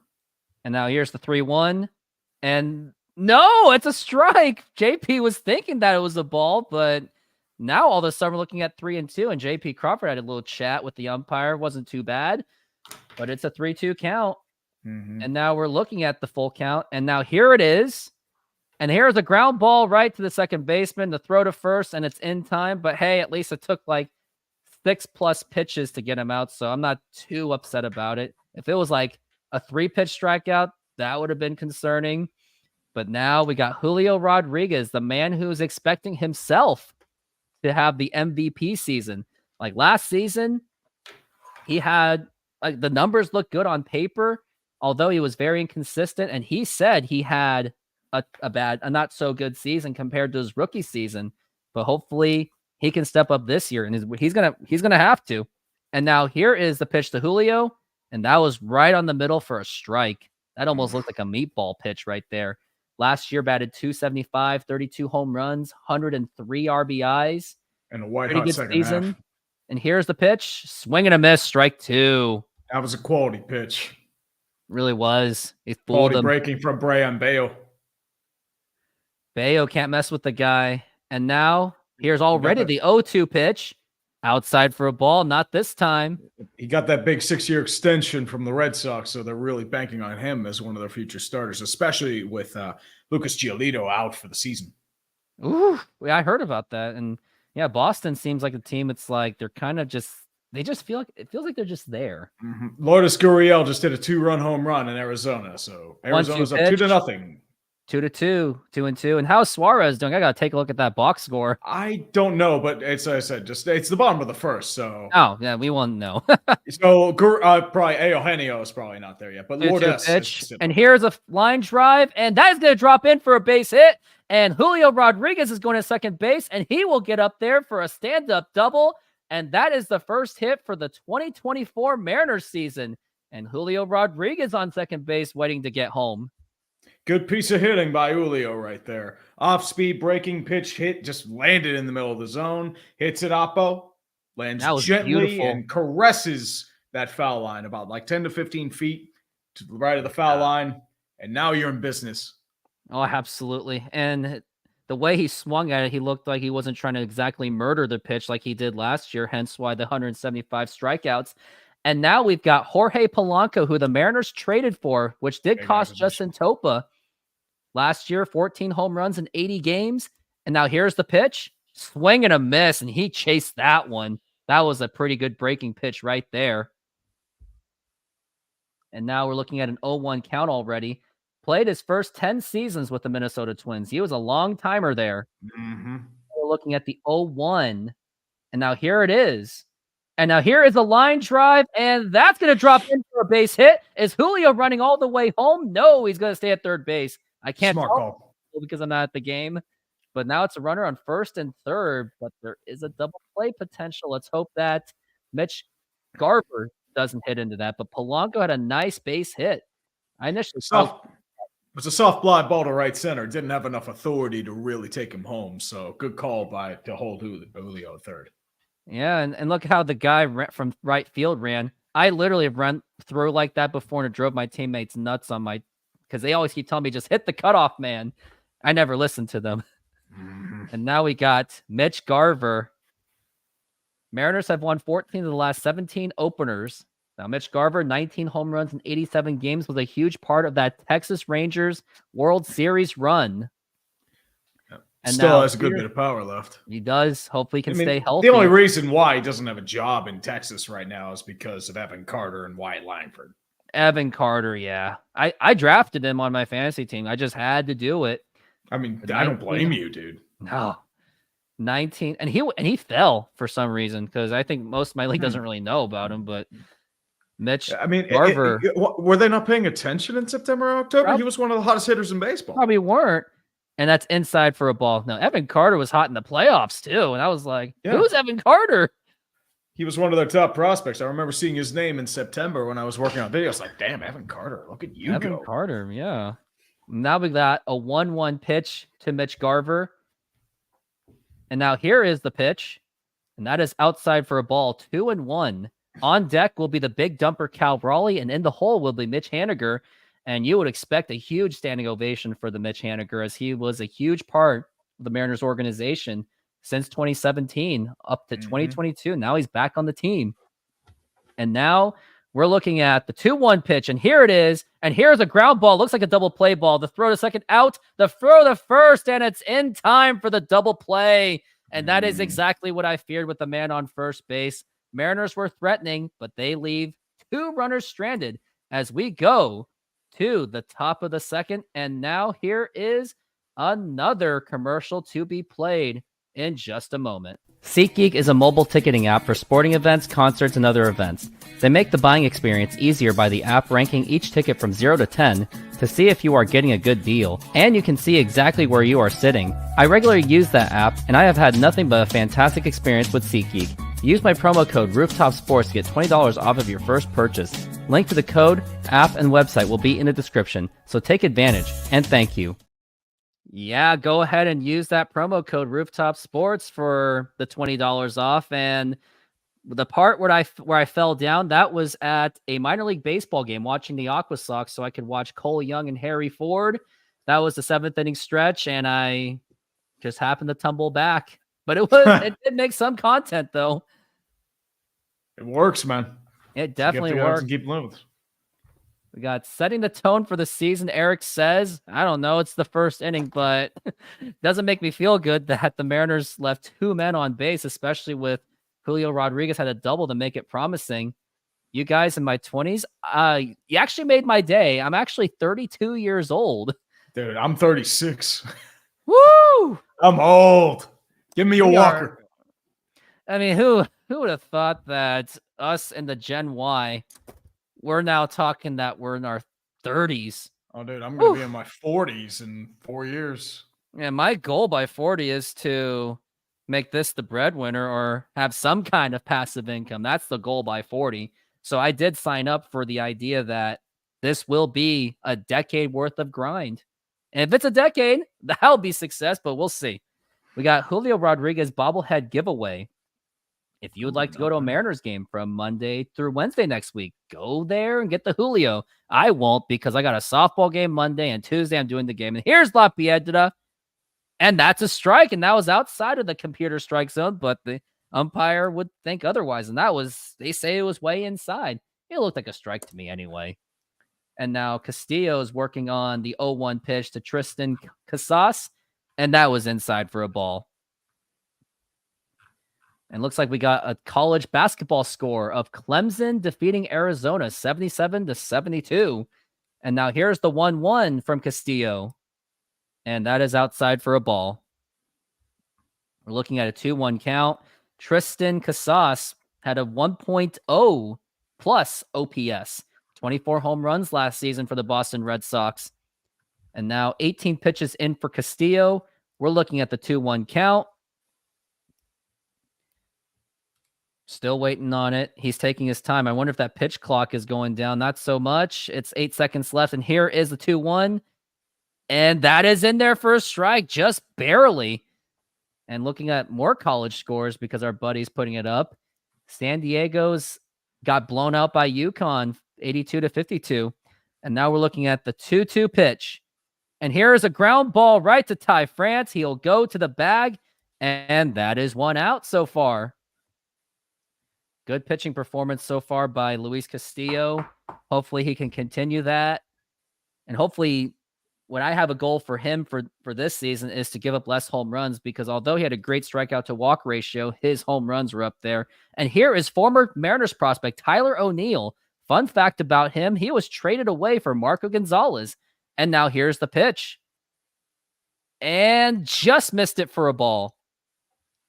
Tyler O'Neill was playing pretty well for the Mariners farm system, but then they decided that they thought his value was enough to get Marco Gonzalez, who did do pretty well in his first few seasons with the Mariners, and then he just fell off after the 21 season, and now he's working on a 2-0 count right now. He has 4 straight opening days home runs. I wonder if he hits his 5th today, and here's the pitch, and that is ball 3. Looks like the umpire's making it up for the Boston Red Sox. Because that was in there for a strike, but I mean, it's his call, I guess. It's big play in Chicago, Texas. Yeah, there was a contested foul ball. Chicago takes the lead, but Travis Jankowski in the bottom of the 9th, nobody out, just smacks a 396-foot home run. The game's tied at 3. Oof. And here's the 3-1 pitch. And that is ball 4. Take your base. And Tyler O'Neill gets in there for a walk. So that's the first on base given up by Luis Castillo. So there goes, tragically, the perfect game. Perfect game is over. Already in the second inning, 25 pitches in for Luis Castillo. Now we got Masataka Yoshida, who I wanted the Mariners to get, and I would have rather get him than Teoscar Hernandez because Teoscar strikes out like no other. And here's the pitch. Inside for a ball. 1-0 count for Masataka Yoshida, who last year hit 289 with 15 home runs and 72 RBIs. Very efficient. And now we're looking at the 1-0. And here's the pitch. And that is right in there for a strike. And we're looking at the 1-1 count so far. Luis Castillo's at 27 pitches. He's checking the man at first base. And now here's the 1-1. And that is in there for a strike. And that was a 96-mile-an-hour fastball. We are now looking at a 2-1 count. Ooh. Masataka Yoshida. There you go. And now we're looking at the 1-2. And now here is the 1-2 pitch on the way. Outside for a ball. 2-2 for Luis Castillo. Last season with a 6.6% barrel rate, 8.2% is the MLB average. So not exactly known for the power, but he does have the ability to get on base and drive in runs. And now we're looking at the 2-2. The runner goes, the throw to second, no throw to second. And Tyler O'Neill already gets in there. And now we got a man on second base, and it's only 1 out. And it's a 3-2 count. And Tyler had a pretty good jump. Update in Chicago, Texas. Evan Carter on first, 1 man out. Marcus Semien at the plate. Ooh, Marcus Semien always kills the Mariners. And now here's the 3-2 pitch. And now here is a line drive, and that will be caught by Canzone. And that is now 2 outs. For 1 second, just by the angle, I thought it would drop, but yeah, that's what happens sometimes. Same thing happened with Chicago and Texas. Semien hit a nice line drive, but unfortunately, right to Seiya Suzuki easily throws out a Carter at first for the double play. We're going to extras in Texas. Man on second base. And now we're looking at 31 pitches for Castillo so far, a little bit over. And now here's the pitch. And that is a foul ball. I can't even pronounce this guy's name. Ceddanne Rafaela. Ceddanne Rafaela. I think that's what it is. I think my 2 years of Spanish has really helped me with that in high school. And now here is the 0-1 pitch. And here's a ground ball foul. And surprisingly, my 2 years of Spanish still holds up, as in one of my day jobs, I sometimes do get customers that do speak Spanish. My teammates usually ask for me, and I half-ass it with Google Translate and speaking Spanish. But the fact they can see the effort, I'm a heavily well-asked person. Honestly, all I would say is probably habla inglés. That's what I would say. Sí, yo hablo inglés muy poquito. I would not get that far. I think I took like a semester of Spanish, or 2. Not much at all. I took German in high school. Yeah. German. And now we're looking at a 1-2 count. And now here's the pitch. Outside for a ball, 2-2. So Castillo's having a little bit of a problem. He's got a man on second base. He's up there in the pitches of 35. You never like that too high because Scott Servais does have the tendency to pull his starters once it gets to around the 80s or the low 90s. 2-2 pitch. And that is a strike 3 called. And that umpire was very lenient, but we will more than take it. And that's going to retire the side. And 0-0 so far, even with the threat by Boston. And now here is commercial number 2 for the Mariners. Hey, Ty. Luis is taking this rock thing to a whole nother level.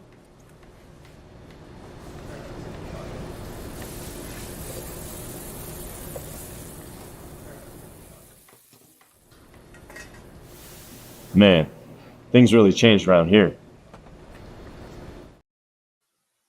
Other than Luis Castillo pulling off that Dwayne Johnson, my other favorite part of that commercial was when Mitch Haniger was joking about his time when he was in San Francisco and joking about him coming back. And we all us Mariners fans really missed Mitch Haniger deeply, and we're glad that he's back. But that was a pretty solid commercial. I think I did like this one over the big dumper one. I mean, I don't mind either or. I think both have their strengths, more or less. Yeah, they have. It's like an apples and oranges thing. Mm-hmm. See, the Mariners have always been known for pretty creative commercials, at least over the years. Yeah, I mean, I remember when you were making that legacy of failure. Yeah, you used a couple of those. I used a couple commercials. Yep, the Jose Vidro. That was the only footage I could find of Vidro. I know. And now there's this YouTuber who puts out all these old Sports Center highlights, and now you'll get 2007 Vidro footages. Exactly. It's that exact guy we're thinking of. That old footage is actually really good for old football highlights. They have some of the weekly recaps there. That's where I found a lot of good B-roll there too. I think that guy he's definitely made a name for himself where he's basically B-rolls for people like us. And he's been a very useful resource. I could find some old Pirates B-roll. Let's go. You'll probably see that Lloyd McClendon stealing first base as well. Oh, dude, that's all over the place, dude. Yeah, it's true. I mean, the Pirates had some really bad slogans back in the day. One was "Come Hungry," one was "We Will." There were a few other really bad ones, and it's like, dude, this sucks. And we got a wild throw from the second baseman. He couldn't get to him on time, and we got Cal Raleigh, the big dumper at first base. And now they're catching up with Nelson Cruz, who was one of the big heroes for the Mariners. Definitely do miss that guy. 2015 to 2018, averaged nearly 40 home runs every single season. Just unfortunate the Mariners couldn't get a playoff appearance out of it because that was 2015 to be about, where bringing him in was supposed to be that final piece of the puzzle, without knowing from most Mariner fans that Mariners lost Chris Young and Michael Saunders, who were big parts of that 2014 season where they missed the playoffs by one game. Kevin Kirby expressing that the umpire stinks. Hey, it's working for me, so I won't complain. And now here is the pitch, and this is Mitch Haniger. Probably got that standing ovation. And here is the 1-0 pitch. And there's the line drive, and that is caught, and we got one down. At least Cal Raleigh didn't get doubled up. They're still talking to Nelson Cruz, catching up with him. We definitely missed the guy. I remember when they purged the team after 2018, which I actually supported that move because, I mean, Felix was old. Cano was already having that suspension. Nelson Cruz was getting up there in age, so how long could have it lasted at the time? And the time was, I was ready to move on. I was ready to move on for years. And now here is Dom Canzone, swing and a miss, and he took a really big whiff. Dom Canzone is off of the Paul Sewald trade, hoping that he can make up for the losses of Paul Sewald because Toro did not make up for the Kendall Graveman loss. And now we're looking at the 0-1 pitch to Dom Canzone. And here's the pitch. Outside for a ball. That's going to be 1-1. Last year, Dom Canzone, 59 games, hit 6 home runs between the Diamondbacks and the Seattle Mariners. Showed some display of power and potential, even though his on-base percentage was below 300. And now here's the 1-1 pitch. And that is outside for a ball. We're looking at a 2-1 count so far for Dom Canzone. So far, first and second, one out for the Cubs. In the top of the 10th, Seiya Suzuki at the plate. No 0-1 count. David Robertson on the mound. 2-1 pitch. And here it is. We are awaiting. Here it is. And it's outside for ball 3. 3-1 for Dominic Canzone. Hopefully he can take advantage of a count that is in his favor right now. Still looking 24 pitches for Bello so far. He's been arguably pitching more efficient than Luis Castillo, despite having 2 men on base last time. And now here's the 3-1. Swing and a miss. Strike 2. He really wanted that. 76 Philly says, my sister is an M's fan, and you're a Phillies fan. I like the Mariners too. I'm sure you really like that Jamie Moyer trade back in 2006 because the Mariners gave up. They got nothing out of that. 3-2 pitch. Swing and a miss, strike 3, and down goes Dominic Canzone, and that's going to be 2 outs. And now we got the supposedly rejuvenated Ty France, who went to the driveline workouts in Kent, Washington. I could drive there and maybe I'll get a consultation there and see if they'll take me as a client to work on my softball swing and to get in better shape. Maybe I'll visit there sometime. But now here's Ty France. Let's see if his workout pays off. And here's the pitch. And that is in there for a strike. He did look really good in spring training. And looking at him right now, he looks a little bit slimmer than he did last season. Last season, he was a pretty big boy, must I say. Last season, he had 50 with 12 homers. Ugh. 0-1 pitch. And we are awaiting. Here it is. Outside for a ball. We're looking at 1-1 for Ty France. Hopefully Ty France can get some runs going on this because Mariners have shown some glimpse of hope, especially with this offense. At least only one strikeout for against the Mariners so far. Here's the 1-1, and that's a foul ball. He tried to go for the upper outside, just did not connect necessarily. Chris Morrow nearly finished the game, but he hooked it foul left. Come on, Cubbies. We're looking at a 1-2 count for Ty France. 3 straight seasons with 25 doubles. So there's one thing that went for him in last season. Here's the pitch. And here's a ground ball foul. I like this comment. Donations are welcome by Rooftop Sports to improve his channel and his swing. One is doing great. The other, not so much. Oh, dude, I tried out for men's baseball league on Sunday. I was bad. Like the bat was like, the fielding was atrocious. Like honestly, is like a tough thing. Yeah. And the problem was like, I don't have anyone to train with, but still it's like, it was bad. And it was 1-2 pitch low. Let me put it this way. It was a lot of adjectives can be used to describe it. Good or passable are not either of them. Let's just put it that way. It's yeah. Now we're looking at 2-2 count for Ty France. Can he make something happen? It's going to have to be a home run or a big extra base hit. And here's the pitch. Outside for ball 3. I'll take a walk on this one. If he walks, he's already improved for the 2024 season compared to last season because he would have struck out by now. And he was also notorious for hitting into double plays very constantly, which is why they moved him down. And now here is the 3-2 pitch. And runner goes. Foul back. And he had to swing at that one. Otherwise, he would have struck out. And the Rangers get out of the jam. Chris Morrow top flies. Rangers. Bases were loaded, but as I said, he had the grand slam, but he just hooked it foul. Baseball is a troll, man. It is a troll. It never makes any sense. It messes with us. And now we're looking at 3-2 count. And here's the pitch. Swing and a miss. Strike 3. And down goes Ty France. And that will retire the side. No runs. 1 hit / error, whatever. A man left on. It is still no score. And time for another quick commercial break. Are you in need of a professional voice to help develop your e-modules, explainers, narrations, video ads, video content, and more? You are in the right place, as I do provide an expressive and engaging voice for your work, and I do provide competitive prices. If you are interested, here is the link in the description and or comments. And thank you.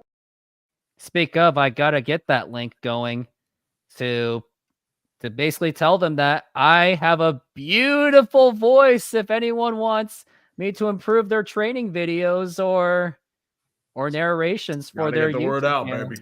Gotta get that word out. Let's do it. It's all about the grind. And now there's the link to that. Use my QR code. Give me a shot. So now we're still in the commercial break. Too bad my 10 seconds did not cover the entire thing.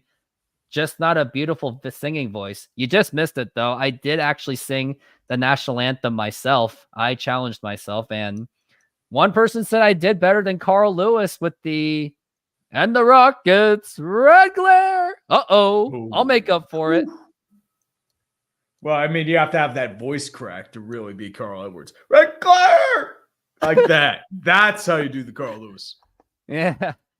I think he's actually one of my favorite funny ones. And, of course, the one that's most notorious is Roseanne Barr. I mean, she was trying to be funny, and it was terrible. Yeah, she tried, but the thing was, it's like, that's why you don't hire comedians to do your national anthem. You got to hire bona fide singers or people who are trying to make a career. So that was a mistake on the Padres for inviting her to that. But at least it got half boos and half quarter cheering and quarter laughing at least. So at least it wasn't all boos. The worst one I saw was the "Oh Canada" when the person didn't even finish. She was like, I remember, sorry. like, she didn't even say it, and then she slid on the ice. Is it that one? No, it was another one where she failed and she walked and go, whoops. Yep. That was a nice one. And now we're at the top of the third inning. We got Emmanuel Valdez batting .266 last season with 6 home runs and 19 RBIs. And Kraken looks like they're on the game right now. Here's the pitch, and that is in there for a strike. And if anyone asks me about the Kraken, I know absolutely zero because I just can't get into the NHL. I can watch it as a game, but not follow as a fan. Here's the pitch, and that's a strike 2. And this umpire strike zone has a pretty interesting strike zone. Not something I would have expected. Second all-time opening day matchup versus Red Sox. Red Sox won the first match 2-0 in 2000. That was Pedro Martinez shutting down the Mariners. Here's the pitch, and that is a ball. And I went to the other opener where it was the 2019 Mariners where they blasted like 5 home runs, and 2 of those were by Tim Beck. And if we remember that 13-2 start, Daniel Vogelbach 1-2. And here is a driving effort, and that is going to be a base hit. First hit given up by Luis Castillo, and there goes the no-hitter. No-hitter's tragically over. Now they got to try to get that shutout. Dan Vogelbach is a man amongst men. Dan Vogelbach was also partially part of killing the Mariners' run for 2023. He hit a go-ahead game winner with the Mets against the Mariners off of Munoz. That one I remember. I mean, he was a former Mariner killing the Mariners. Yep. Former Pirate, too. Yeah, he's a former a lot of things. And that was a strike outside the strike zone. Are the Mariners or Kraken more popular? I think I'd like to say the Kraken right now, because they just joined the league, so they have some popularity right now. And now here is the 0-1 pitch. And there is a pop fly. That's going to go right to Ty France. He makes the catch. And we got one down so far. But yeah, Kraken had a good season last season. This season looks like they're going to miss the playoffs. And now Seattle's waiting for an NBA team, waiting on Adam Silver to complete that TV deal. And that's where he says, hey, as soon as we're done with that, we'll talk expansion. I'll see it when I believe it. We'll see. Now, here's Jaron Duran. And now here's the pitch. And that is in there for a strike. This guy's going way outside the strike zone, but I'll keep taking it. But 43 pitches in for Castillo. And now we're looking at the 0-1 count. And now here is the pitch. That is a foul tippo. That is an 0-2. And it does seem like that, knowing how much decline the quality of the NBA is, it seems that maybe a return to the Seattle Supersonics could at least give the league a little bit some kind of a boost just because of the nostalgia of the name Sonics and the fact that there'd be another NBA team. So you'll be getting another million fans or so. Throw back to first, not in time. I mean, last time I watched an NBA game, all I see is 3-pointers. Everyone's camping out in the 3-point line. Big men are shooting threes now. It's been like that for the last 5 or 6 years, if not more. And now we're at the 0-2 count. Here's the pitch. Outside for ball 1.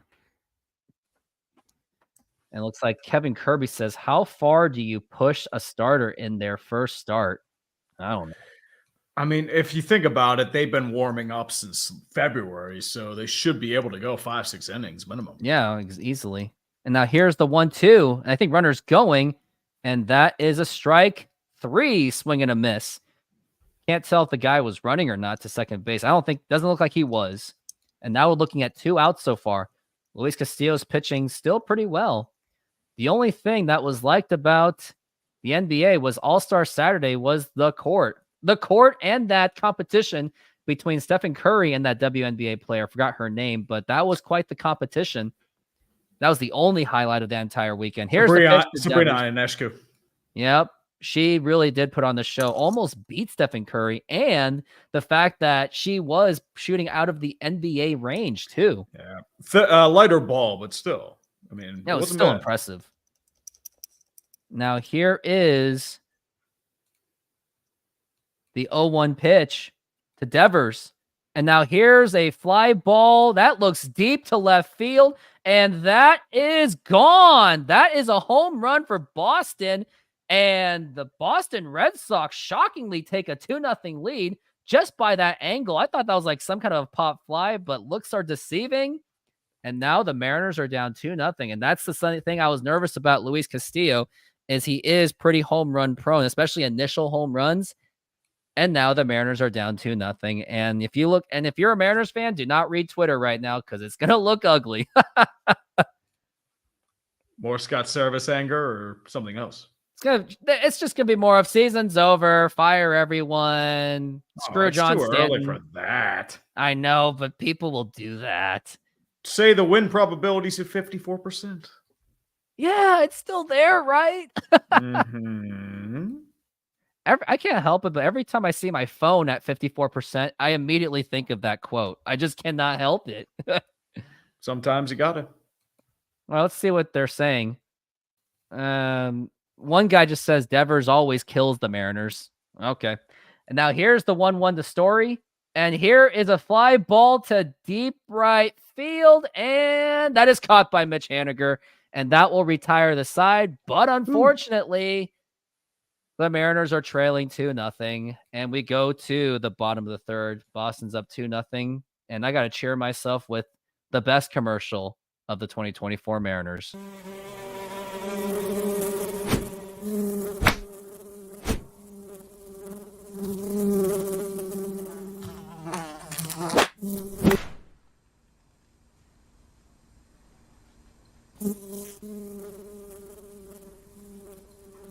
No fly zone, huh?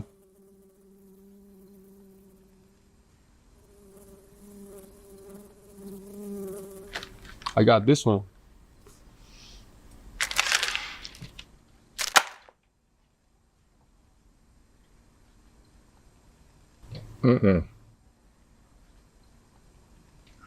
That's it.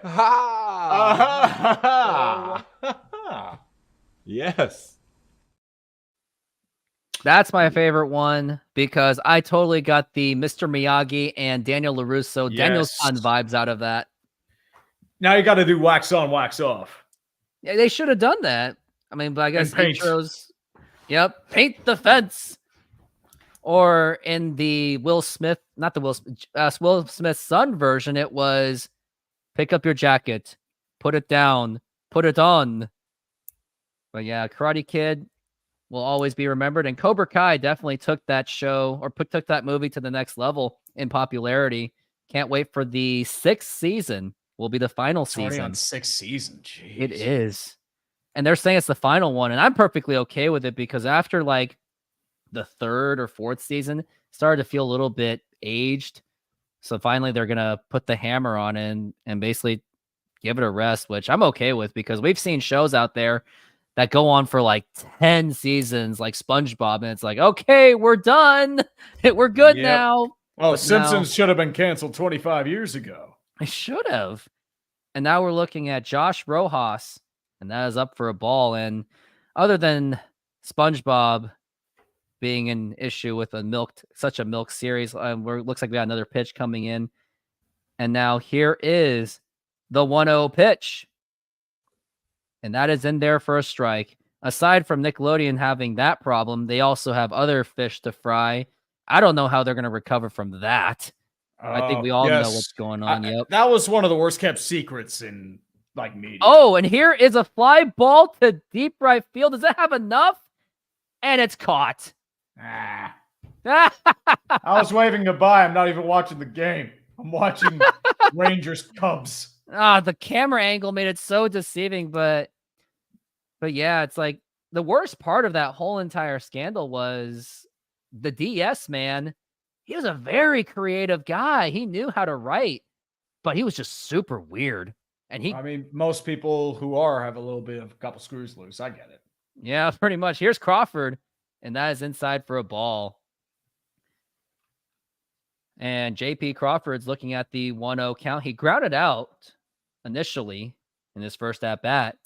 And now here's the 1-0 pitch, and that is low for a ball. Well, game's over. Texas won. Jonah Heim on his 5th at bat just drills a line drive to right center field. Texas wins 4-3 over the Cubbies. Ouch. You are so pissed. Yep. Here's the 2-0. That's the 3-0. I mean, I didn't want them to win last year. And I remember last year, Mariner fans were actually cheering for Texas to get to the World Series just because orange team bad. Now here's the 3-0 pitch, and that is in there for a strike. I mean, I was cheering for Houston just because I didn't want to see Texas win a World Series before the Mariners did, which somehow in the Mariners fan base they didn't grasp that concept. And now here is the 3-1 pitch. And now here's a ground ball right to second baseman. And we got 2 outs already. And now we've got Julio Rodriguez. Can Julio get this momentum going? Because that home run really feels deflating a little bit.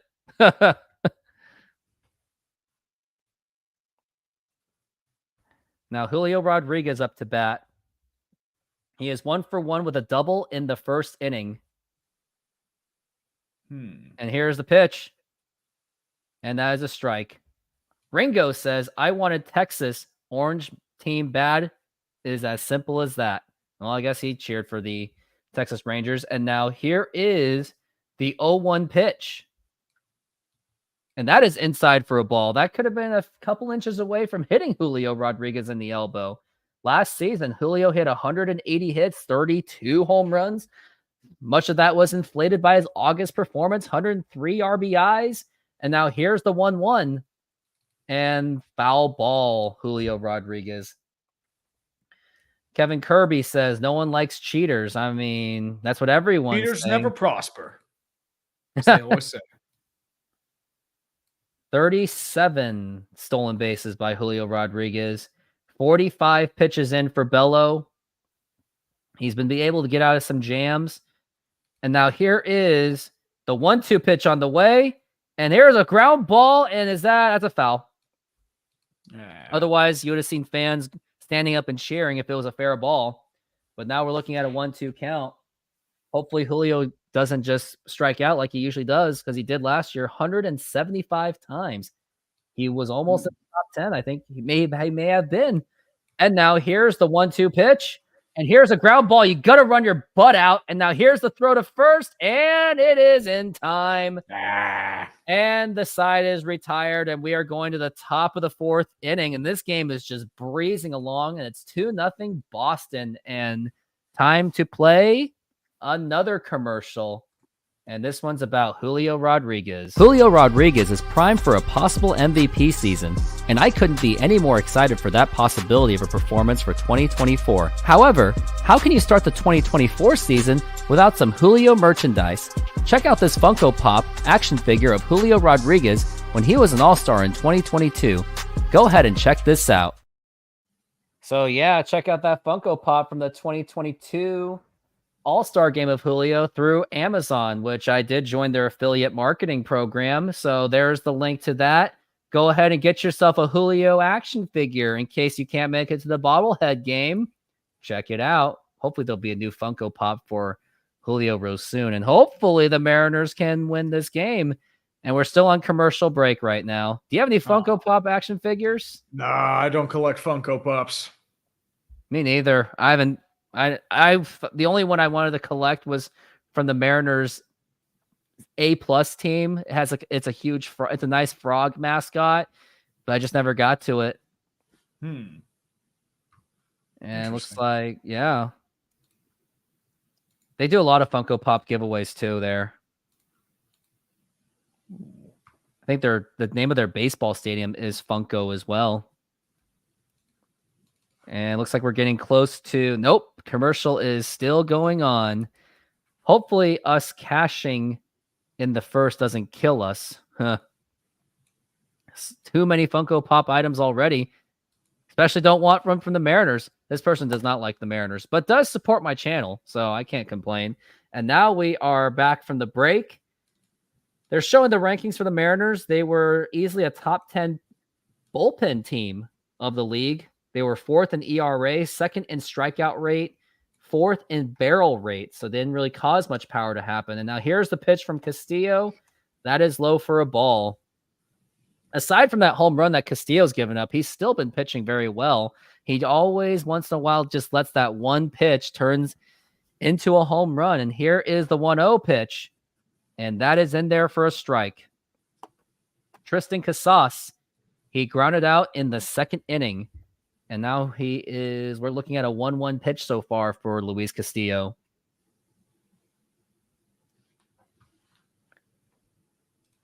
They're taking some time right now. I wonder if the clock is going down at this point. 8 seconds left. And here's the 1-1. And here's a ground ball, and that is going right through for a base hit. And Tristan Casas is now on base with no outs so far. And looks like Boston has an opportunity to do some damage. And I think Tyler O'Neill will be up to the plate. And we'll see if I'm correct. I think that is Tyler O'Neill. It looks like him. It is Tyler O'Neill. Yep. Looks like he has a walk and a stolen base, and that is outside for a ball. It's a 1-0 count so far for Tyler O'Neill. And 55 pitches in for Castillo so far. I would wonder if the bullpen's going to get some action so far. And now here is the 1-0 pitch. Outside for a ball. Castillo's losing that strike zone, at least for the first 2 pitches. Castillo is just looking. He's getting ready. Now he's looking for his pitch. Checks the runner at first. And now here's the 2-0. And that was barely missed. And that's going to be a 3-0 count. Ref, gave him that one. I mean, that should have been a strike, but I feel like it should have been a framing issue. That's my best guess. Yeah, Cal Raleigh really tried to sell it to him too. On top of that, 4 strikeouts in for Castillo. Here's the pitch, and now that's a strike. Should be strike 2, but hopefully Castillo can make up for it. We're looking at a 3-1 count so far. Hopefully Castillo can figure this out. He's got a man on first base so far, and here's the 3-1 pitch, and he chases it, and now it's going to be a 3-2 count for Tyler O'Neill. Hopefully he doesn't give up the walk because he already gave up the walk to Tyler O'Neill. Castillo is now approaching 60 pitches, so that's where I get a little bit nervous. I've already been nervous, and now here is the 3-2 pitch, and now it's a foul ball. Oh, Christian, Jay Trident podcast couldn't make it today. I did make that announcement last night on the live show. He couldn't make it because he's in the middle of a move right now, so he's got to take care of that. Yeah, moving can be tough. It is tough, especially when I moved. It's just organizing everything is just a pain in the ass. It is, and here's a fly ball. Looked like from the angle that could have been a home run, but that is a foul ball for Tyler O'Neill. Last season, he had a walk rate of 10.5, MLB average 8.6%. He does walk quite a bit. Mm-hmm. And I did mention it before that Tyler O'Neill was a prospect for the Mariners, was traded for Marco Gonzalez, and now Marco Gonzalez has turned into 2 pitchers with Tommy Johns off the Kelnick trade. The Pirates are going to take him now. I'm going to go to the bathroom real quick. I'll be right back.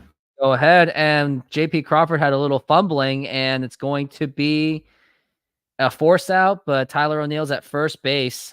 Yeah, moving's not fun. And also, I'm going to be moving real soon out of this house within the next couple months. So that's going to be, and it's going to be moving from this house to like a bigger house too. So it's going to be a lot, to say the least. And I got a lot of stuff in my room that I just got to pack and get rid of.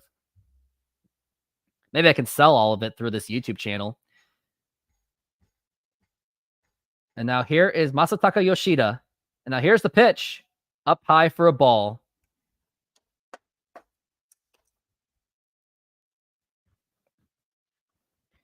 And also, I will be back for tomorrow for Mariners baseball game, so tune into that. And now here's the 1-0. And now here's a line drive, and that's going to drop in for a base hit. This could absolutely be trouble. Will the runner score? And they're going to stay at third base, and that's going to be a double for Masataka Yoshida. And now we got runners in second and third with only one out. Masataka Yoshida with a beautiful swing that went right into the right corner. I mean, if that was Teoscar Hernandez doing the fielding, I think he would have caused the runner to score because he bobbles things. I did not like his slow butt at all. But now Mitch Haniger, he's playing at the right field, and now we've got who we got next right now. Here's the pitch, and that is in there for a strike, 96-mile-an-hour fastball. Castillo is working on a jam right now. And now we're looking at the 0-1 count to Sedan Rafaela. And now here's the 0-1.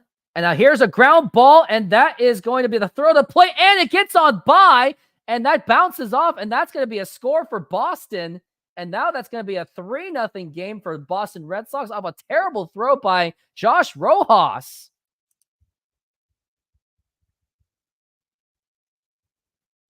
Let's take a look at the replay on that one. Here was the ground ball. Rojas, he did have a play home, but he rushed the throw, and it bounced off the helmet. It actually bounced off the helmet. I wonder who had bounced it off. It bounced off the helmet. I was thinking, could that be an out? Because usually when it hits, it should be an out, but I don't know. I don't know if they're going to call that out. And Josh Rojas yes, Josh Rojas is our new third baseman. And I just by that, I don't feel good about Josh Rojas being the third baseman. Fielder's choice RBI. And now here is a pop fly right to Cal Raleigh or Josh Rojas. And he makes the catch. And that's going to be 2 down. Masataka Yoshida is on third base. Yeah, bring Gino back. I was against that trade, but I guess that trade was the only way to afford Polanco, Santos, and those guys. And Haniger's contract, even though that Robbie Ray's contract was cheaper than Haniger, I would have kept Eugenio Suarez because that doesn't happen under Eugenio Suarez. I totally missed the guy already. And here's Connor Wong. The throw to first. Not in time.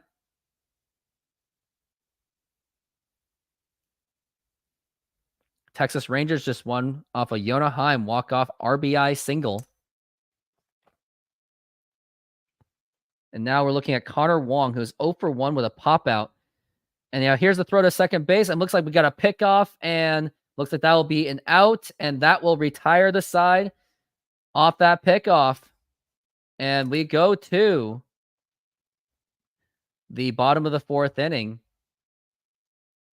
Yeah, Max Muncy was having problems at third base. Yes, he indeed was. And now I'm concerned about Rojas and the Urias combination. Astros blew a 4-0 lead. I didn't even expect that. And now we are looking at, what do we got right now? I got to look another. Here's the play by Dominic Canzone from 2023. The 1-0 pitch. And that looks like it's going to be trouble to... Oh, and a diving catch! What a catch at right field by Dominic Canzone. He barely got it. Yeah, that was a nice diving catch by Dominic Canzone. I remember when that happened, I was thinking, yeah, he could be one of the players of the future for the Seattle Mariners, but right now, not sure because he struck out on his first at-bat. Yes, it's the very first at-bat, but here we are in the first in this game, and Mariners have nothing to show for it so far going into the bottom of the 4th inning. So, yeah. And also check out that Julio Funko Pop. Hope you're clicking on it. And hopefully you'll buy it to give him that support. And support that Amazon seller, whoever that is. I'm just helping them. Affiliate marketing.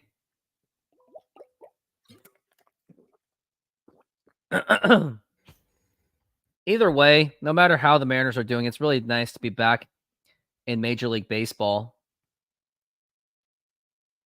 M's are stinking it right now. And now we are back from the break, bottom of the 4th inning. Can the Mariners make something happen? And you did miss the fact that Boston scored off of Josh Rojas throwing the ball off the runner's helmet, went right past Cal Raleigh, and now it's 3-0 because of it. Jeez. And now they're catching up with Felix Hernandez, arguably the most tragic hero in Mariners history. No playoff appearances. And now here is, I believe that is Polanco, and that's going to be a strike. It's really sad that his talents were all wasted. And now Bello at 48 pitches. Here's the 0-1 pitch to Polanco. Oh, good pitch. And that's going to be a ball. We got Kevin Kirby saying, our offense stinks, should have got Ohtani. Here's the 1-1. And a swing and a miss, strike 2. Dude, your chance to get Ohtani was 2018. Let's be real. It was, and the Mariners actually did try. They somehow fumbled it to the Angels out of all teams. They were close, if I remember correctly. They were, and I remember they made the trade for D. Gordon to basically make room for him. And now here is the 1-2 pitch, and here it is. And that's a check swing. Did he go? He did not go. Paul Hahn saying, I already don't like the M's. Yeah, I mean, when it's 3-0 when you start a first game, that doesn't really set the tone. But don't forget, this is a 162 game season. Look at Astros. They blew a 4-0 lead. So lots can still happen within the next 161 games. But let's focus on the next 5 innings. The Los Angeles Angels still have Japanese advertising. Wow, interesting. If John Stanton would open a checkbook, he found T-Mobile. He has money. He does have money, for sure. And he plays the victim with Cal Raleigh going, oh, I feel his pain too, that I did not write the checkbooks. And now here's Mitch Garver with a 1-0 count. Here's the pitch. And that's a ball. And I did miss the last play on what Polanco was up to. Forgot what it, didn't even realize what he did. Yeah, it doesn't even tell me. And now we're looking at a 2-0 count for Mitch Garver. Hopefully he can do something. Here's the pitch. And that is in there for a strike. Hit by pitch, Kevin Kirby says. Well, he took one for the team, just like Ty France does. He takes one for the team almost more than anyone in Major League Baseball. They're still talking to Felix right now. And now here is the 2-1 pitch. And now here is a fly ball to center field. He's still running, but he's there, and he makes the catch. And Polanco's going to have to go back to first base. It looked promising just by that angle and the way it was hit. But I'm only watching it on TV. So if I was at the game, I would probably have a better idea. Not at the game because opening day is always chaotic. I've been to opening day twice. One in 2002 and 2014 and 2019. Make that 3 times, and all 3 of those times were chaotic. I remember I went to the 2019 opener with a fever. It was horrible before COVID was a thing. And now here is Cal Raleigh, and he just chases it badly, and that could be playable. And actually, nope, that's out of play. And the fan tried to catch it, and now he's diving for it. He got the ball. He's happy. I got that Cal Raleigh foul ball, baby. It's all mine now. It'll be worth nothing. 1 for 1. Single in the second for Cal Raleigh. So it was a single, not an error.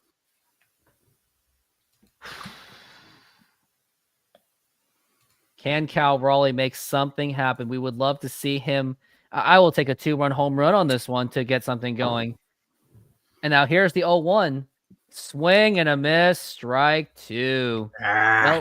Bello pitching very well so far in this game. Got out of a jam in the first inning. Looks like the Mariners were going to make something happen, but did not happen. And now we're looking at the 0-2. And here is the pitch. And that is low for a ball. It didn't swing at it. So that's going to be ball 1. Looking at 58 pitches for Bello, approaching 60. 1-2 count for Cal Raleigh. 6 seconds left on the clock. It's going down. It's going down quickly. And now here's the pitch. and that is low for ball 2. We got a 2-2 count. Polanco still waiting at first base. He's hoping to be the first run for the Mariners of the 2024 season. And now we're looking at 2-2 count. He's going to be approaching pitch number 60. There's Luis Castillo in the dugout. He's not really expressing much at all. 4 strikeouts today so far. And now here is the 2-2 pitch. And now here's a ground ball, and that's going to be playable. The throw to second, and that is out. So Polanco will be out at second base. Cal Raleigh is safe at first with a fielder's choice, but no movement at all.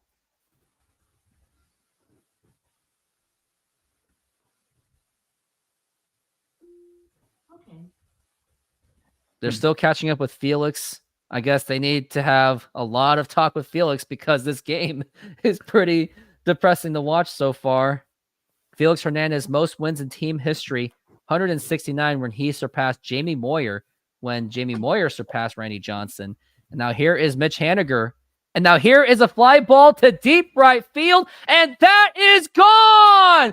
That's a home run for Mitch Haniger. And now it's a 3-2 game, and I think that was my prediction. No, it wasn't. Dominic Canzone was my prediction, but Mitch Haniger with a 2-run home run, and the Mariners get on the board.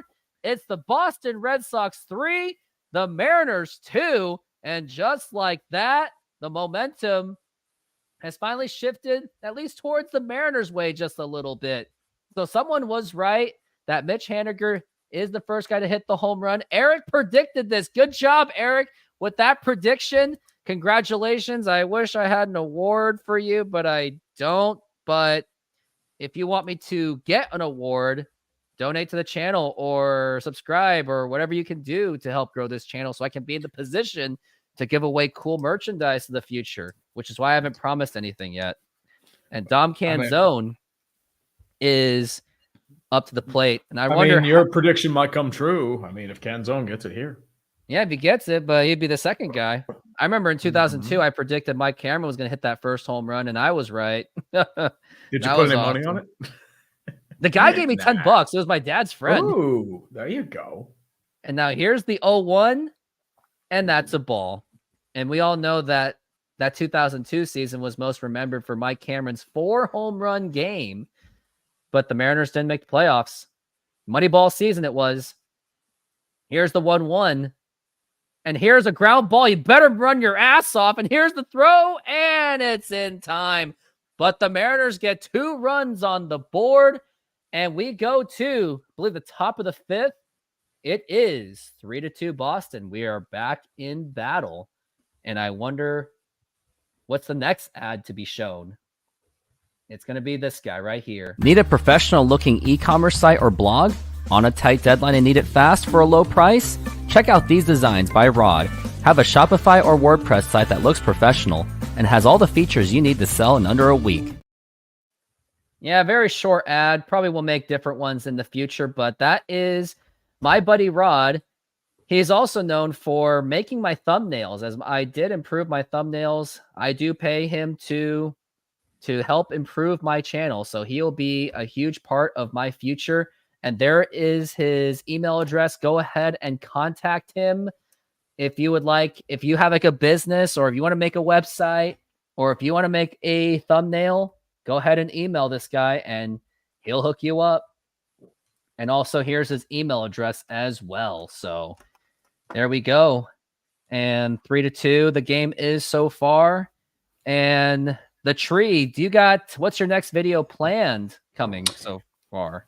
I'm working on it right now. It is a guide to NFL free agency. AFC video should be out tomorrow. I'm working on the overlays. NFC should be out in a few days. But I mean, with Easter coming up, so. I must say, despite the work that you're doing, I really do appreciate the time that you gave to be on this show. So heavily appreciate it, especially with that busy schedule you got. I do what I can, man. I do what I can. Do what you can. And I remember I subscribed to you back in 2018, and I'm pretty sure that was probably the grinding era. I don't even remember if you even had SeatGeek sponsorships back then. But the first video, late 2017, or I think 17 was the first sponsor. So 18 was a little bit. 17 was like your breakthrough because that was all the local videos that you made, and it was that NFL season. So that was your breakthrough. And the video that I saw that got my attention was the Cleveland Browns video when it was like was it the 0-16 montage? No, it was not the I think that was the first one. It was the one before it. It was when they were about to lose 16. Yes, that was the first one I did. I did that as an experiment, if I remember. Yeah, and it turned out to be an explosion for you. Got like millions of views on that. I know. It was a great video. I thought it was only going to get like a couple hundred. And I like people must say like, you suck. And I'd be like, okay. That's all I thought. We got Connor Wong. He's working on an 0-2. And here's the pitch. And that is outside for a ball. And also for you fans that don't know, UrinatingTree and I actually low-key worked on a video together. We did work on the video together. Yep, for we the did Mariners, our Mariners video. Legacy of Failure. You helped me with the research on it. Or at least did a lot of work. I wrote the brainstorm. Of course, I can't do the writing because Tree's got the writing that he's got that fits his image. And now here's Castillo with the 1-2 pitch. Here it is. Swing and a miss, strike 3. And that's going to be strikeout number 5. That? How do you even hit that, dude? You can't. Like, that is filthy. Outside slider? Dude. Woo! No, I've seen pitches where the guy swung after the ball hit the glove. It hit the glove, and he's like swinging. Whoopsie. What's more popular, March MLB or March Madness college basketball? Easily college basketball, no question. College basketball. That's a tradition. Women's college basketball might be getting more views than the NBA at this point. It usually has. And here's the pitch. Here's a ground ball foul. But that's the thing I've noticed, that a lot of people watch women's college basketball, but then when it comes to WNBA, that's you don't really see much. You barely hear people talking about it, unless some WNBA player says something controversial. Sometimes, I mean, most people pay attention to Sabrina Ionescu, Caitlin Clark, and there's the one from Iowa who's making some noise too. Caitlin Clark, yep, exactly. And now the we're LSU team from last year. Yeah, South Carolina. Now here's the 0-2 pitch. And now here is a line drive, and that's going to drop in for a base hit. Could be extra bases. Nope, it's going to be just a single.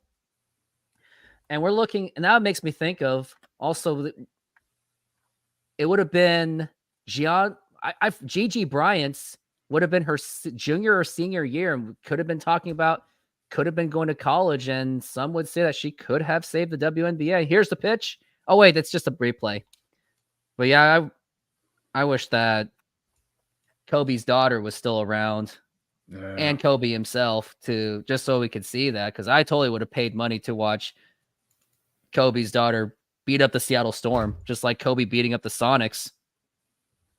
Now here's the pitch, and that is popped and fouled. That is Rafael Devers. He was the one that hit that home run. It was that 2-run homer. And we got Jaron Duran, who's got 24 of 26 in stolen bases. Looks like Diamondbacks are scoring. Is it really 16 to wait? What is going on? Ooh, well, I mean, it is Colorado, and Colorado is terrible on the road. 16-1. Ooh, is Colorado going to get the safety? I mean, it's 14 runs in the third. Jesus. Is Eugenio Suarez contributing to this? I hope he is. Yeah, he's 2 for 2. Jeez. Eugenio Suarez has 2 RBIs. The only player that doesn't have a hit on the Diamondbacks is Corbin Carroll, and he has 2 walks. He's getting on base, so that's still good. Wow. Lord. I want Suarez back. I know it's one game, but I want Suarez back. Tough cookies. I mean, Kyle Freeland got wrecked. Looks like we got a base hit. Is that going to run advanced runner? Yes, it will, because of those wheels. Yeah. And we are suffering a double. Second Anthony and Molina third. had his major league debut. It was a nightmare. 1 inning pitch, 6 hits, 6 runs, all earned with a walk, no strikeouts, an ERA of 162.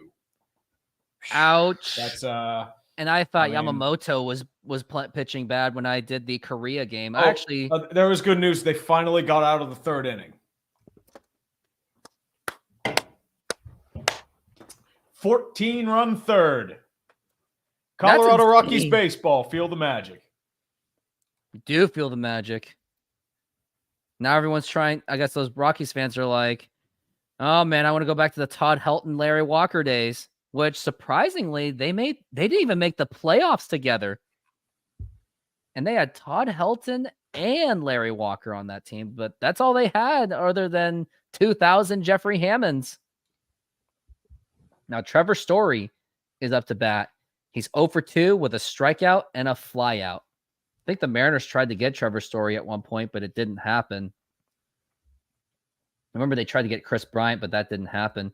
16 runs off of 16 hits. Unbelievable. And they're just showing it on the scoreboard as well. And now here's the pitch. And that is a ball. Trevor Story working on a 1-0 so far. He has a chance to do some more damage against the Mariners. Castillo now at 80 pitches. I would imagine that his day is going to be over real soon. Here's the 1-0. And now here's a pop fly, and it's hooking foul. I mean, way foul it is. Probably went back. Trevor Story, 2018 with the Colorado Rockies. 291, 37 home runs, and 108 RBIs. Must have been his prime. Mm-hmm. Now he's with Boston. Doesn't do great with runners in scoring position, batting less than 200. And now here's the 1-1, and that is outside for a ball. You could be the Oakland Athletics who loaded the bases 3 different times in the same inning. What? Ooh. And the Oakland A's are still deep in a rebuild, and Colorado. Trying to think. Now here's the 2-1 and away outside. And I just saw in the bullpen that we got Taylor Saucedo and Trent Thornton warming up in the bullpen. So it looks like after this inning, I would think that Luis Castillo's day is going to be over, especially he's approaching at 85 pitches. I mean, yeah, you're nearing the end. It's probably got maybe one more batter. Here's the 3-1. And that's going to be a walk. But the only good news about the bases loaded is at least you have an opportunity. Forces the double play. Exactly. Tristan Casas at the plate, though. So, hey, Scott Service. Got 2 guys in the bullpen.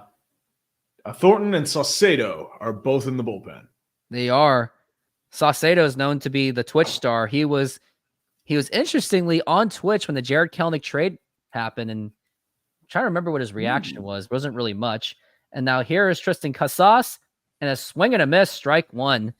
Mariners are going to have to find a way to get out of the bases loaded, but I think whether Castillo gets out of it or not, you got to call the bullpen. And I don't really say that lightly, but for the performance he's been having, although he's been striking out a lot, but he's been having these problems of, well, now he has the bases loaded and gave up 3 runs. Although the 3rd run wasn't necessarily his fault.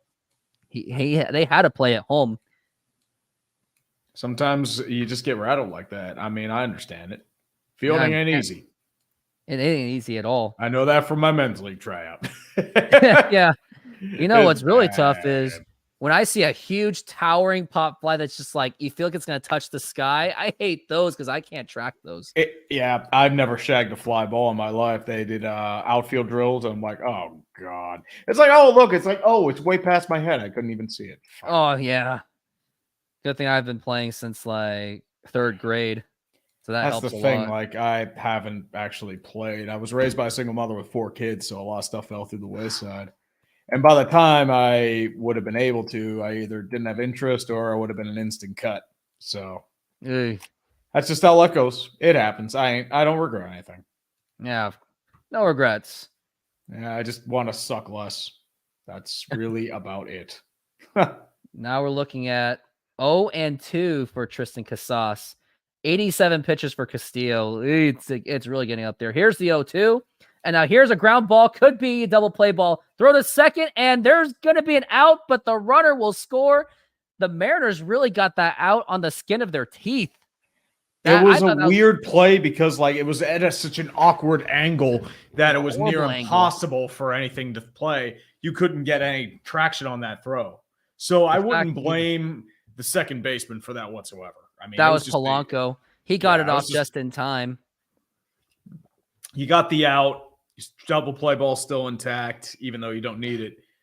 So just keep it an insurance run, minimize the damage, call it a day.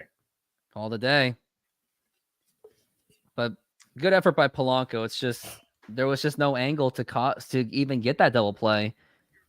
And now here's Tyler O'Neill, who's also been a contributor to getting in runs for the Boston Red Sox. And here's the pitch. And that is a strike. 2 strikes away until the Mariners can just get up to the plate and hopefully put an end to this of Boston's run. Now we're looking at 0-1, and that is up high for a ball. We're looking at a 1-1 count so far for Tyler O'Neill. He is 0 for 1 so far, but he has walked. He has contributed. Now here's the 1-1. And now here is a fly ball. This should do it. There's still some running activity. Here's Mitch Haniger. He makes the catch. That will retire the side, but the Mariners did give up a run. But you couldn't really blame Polanco because of that awkward angle. But we're going to the bottom of the 6th. It is 4-2. Boston in favor. And now got another, not a commercial, but a highlight moment from the 2023 season. Here is one for Julio Rodriguez. And here's the pitch. And that is a fly ball to deep left field. It's still running, and that is gone! A home run for Julio Rodriguez, and the Mariners are up 3-0. What a hit by Julio Rodriguez. The fireworks go off. Mariners lead 3-0 to give themselves a cushion in case of Texas wins. Nice hit by Julio on that 2-out situation.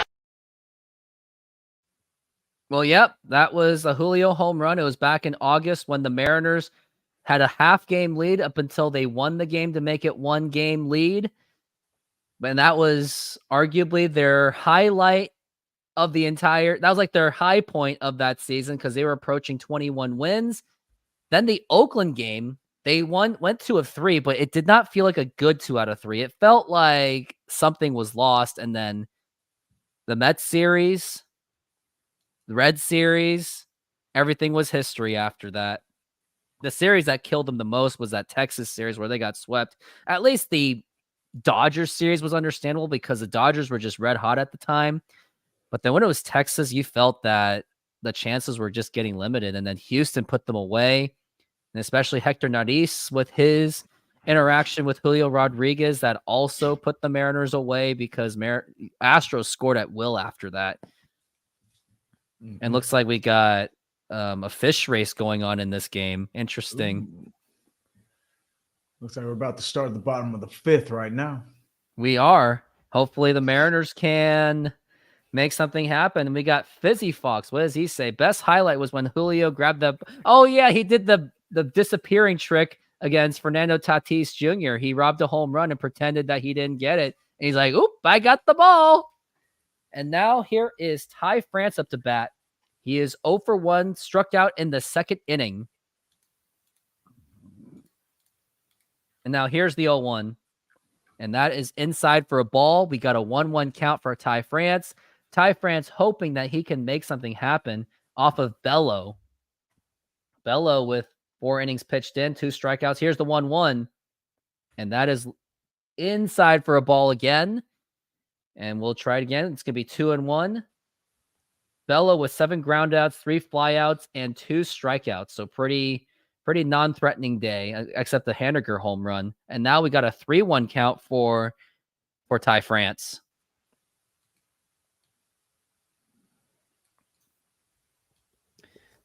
And now 3-1. And now here is the pitch. And that is in there for a strike, but can't really blame Ty France for swinging that because when it's in the inside, those are really tough to get any power of anything or any barrel on that. Those inside pitches are always deadly. Always applies in softball too. And now here is the 3-2 pitch. And now here's a ground ball. The throw to first in time doesn't happen. So slow. So much for that drive line workout. And now they're just showing the fans out there. I'm glad I did not go to this game. I mean, I'd rather just be at home doing a show with the tree anyway. All good, man. I appreciate you having me on as always, brother. Oh, yeah. And now we've got who's up to bat. It looks like that's Josh Rojas. And now here's the pitch. And that is outside for a ball. I mean, going to an opening day, it's like a lot of chaos. It's expensive and so many fans, traffic, parking is tough. Everything's pricey. Here's the 1-0. You always have to go to one opening day, though. Yeah. I mean, I went to 02, 14, and 19. I mean, I went to 3, so I'm retired. Retired, Man, yeah. That's not the way how you do it. I've been to 16. That's the only home opener I've been to. Oh. But I have been to a home opener. We're looking at 2-1 count so far. Were they all for the Pirates? It was only one. It was for the Pirates. Oh, yeah. And that's a foul ball. 2-2 count for Josh Rojas. He did throw the ball right at the head of the Boston Red Sox, which is why it went past Cal Raleigh. I'm also looking to go to an Oakland game someday this year. And now here is a 2-2 pitch. And that is low for a ball. I have been to Oko 2 years ago. It's like a throwback to Three Rivers, like those old box stadiums, the cookie cutters. Cookie cutters, yeah. It's like 3-2. It's kind of that nostalgic feel. Like it's not super terrible, but it definitely shows its age. It does. And there's a pitch, and that's a base hit. What I did like about the stadium, other than the Mount Davis, is it does feel very intimate. It feels like you're in a time machine. But man, lots of cracks. And I remember when I went to the game, I went to a game last year, and I could tell like all the garbage that was out. That was like from yesterday's game. So it was gross. Nobody cleans. But I mean, it's a hopeless situation, unfortunately. And here's JP, 0 for 2. Here's the pitch. And that is in there for a strike. JP Crawford, he's 0 for 2 so far. 0-1 count so far. And now here's Bello, 77 pitches in. And here's the 0-1. And that's a foul ball. We're looking at strike 2 already. Oh, boy. And now JP's behind on the count. Got one out, but we got Julio Rodriguez up to bat. Would like to see JP Crawford do some kind of damage. We're looking at an 0-2. Here's the pitch. And now it's a foul ball. He chased it, but luckily the barrel hit it. And now we're still looking at 0-2. He's got 2 ground outs so far. So at least he hasn't struck out. And now here is the 0-2 pitch. And here it is. And that is low for a ball. 1-2. And yeah, for Oakland, it's very unclear what the future holds for them. Will they be in Sacramento for those 3 years? Will they still be in Oakland for 3 years? No one knows what's going to happen, but it's a pretty messy situation. I looked at all the YouTubers on the Oakland side. It's ugly. Yeah, I don't blame them. I mean, this is 04 Expos vibes. It's not good. That's why I kind of want to go to the last game just to feel it. I mean, and now we're looking at. I want to though. Yeah, true. Here's the 1-2 pitch, and that is a 2-2 count. I remember last year when I went to Oakland to watch the game, I accidentally took the wrong turn, went into a neighborhood, and all I could say was just keep looking forward. That's the thing with Oakland. You just got to be careful. Yeah, I do. Here's 2-2. And there is a pop fly. Hopefully runs out of room, and he makes the catch. Yeah. And now Julio's got a chance. And if I were Julio, I don't blame you if you try to hit a home run on this one. So try to make it happen. And look at that beautiful night in Seattle. You see that Ferris wheel. You see the Space Needle, the Columbia Tower, the pink T-Mobile Park, and Lumen Field, home of the Seattle Seahawks, to new head coach Mike McDonald, former defensive coordinator of the Baltimore Ravens. Couldn't be more excited for that. But the question I is, really like Mike McDonald. I mean, I like anything if you're under the Jim Harbaugh or John Harbaugh tree. And now here is Julio Rodriguez. Actually, he was in the Jim Harbaugh tree as well. He was a defensive coordinator at Michigan. Oh, wow. Yep. You got both Harbaughs. Wow. Hence why the Seahawks went after him. Makes sense. Maybe Pete Carroll had his hand in that too, because he's still technically with the organization. Now we're looking at a 1-0 count for Julio Rodriguez. He's 1 for 2 with a double in the first. And here's the pitch. And now here is a fly ball. Nope, it's not. Nope. It's a fly out to right field, and that will retire the side. We are in the end of the 5th, and it's still 4-2 Boston. And I would think Castillo is probably going to be pulled out of this game. And now time to go back to the commercials. A very quick one, and here it is. Modern Exterior Solutions is a fully licensed and insured full-service exterior renovations company serving Seattle and East Side communities. We know that a home is one of your most important possessions. That's why we're committed to providing high-quality, affordable home renovations for each customer's individual budget. We're diverse enough to meet the challenges of any project you put in front of us. Our workmanship minimizes the use of third-party services, and our team works together to meet all your deadlines. Anytime there's a challenge, we work with you to find a solution. We're proud to work with distributors of quality brand products with durable, ample protection from the elements for a variety of applications, including James Hardie siding and trim. Talk with us today about your project's needs, and we can help you solve all the challenges along the way.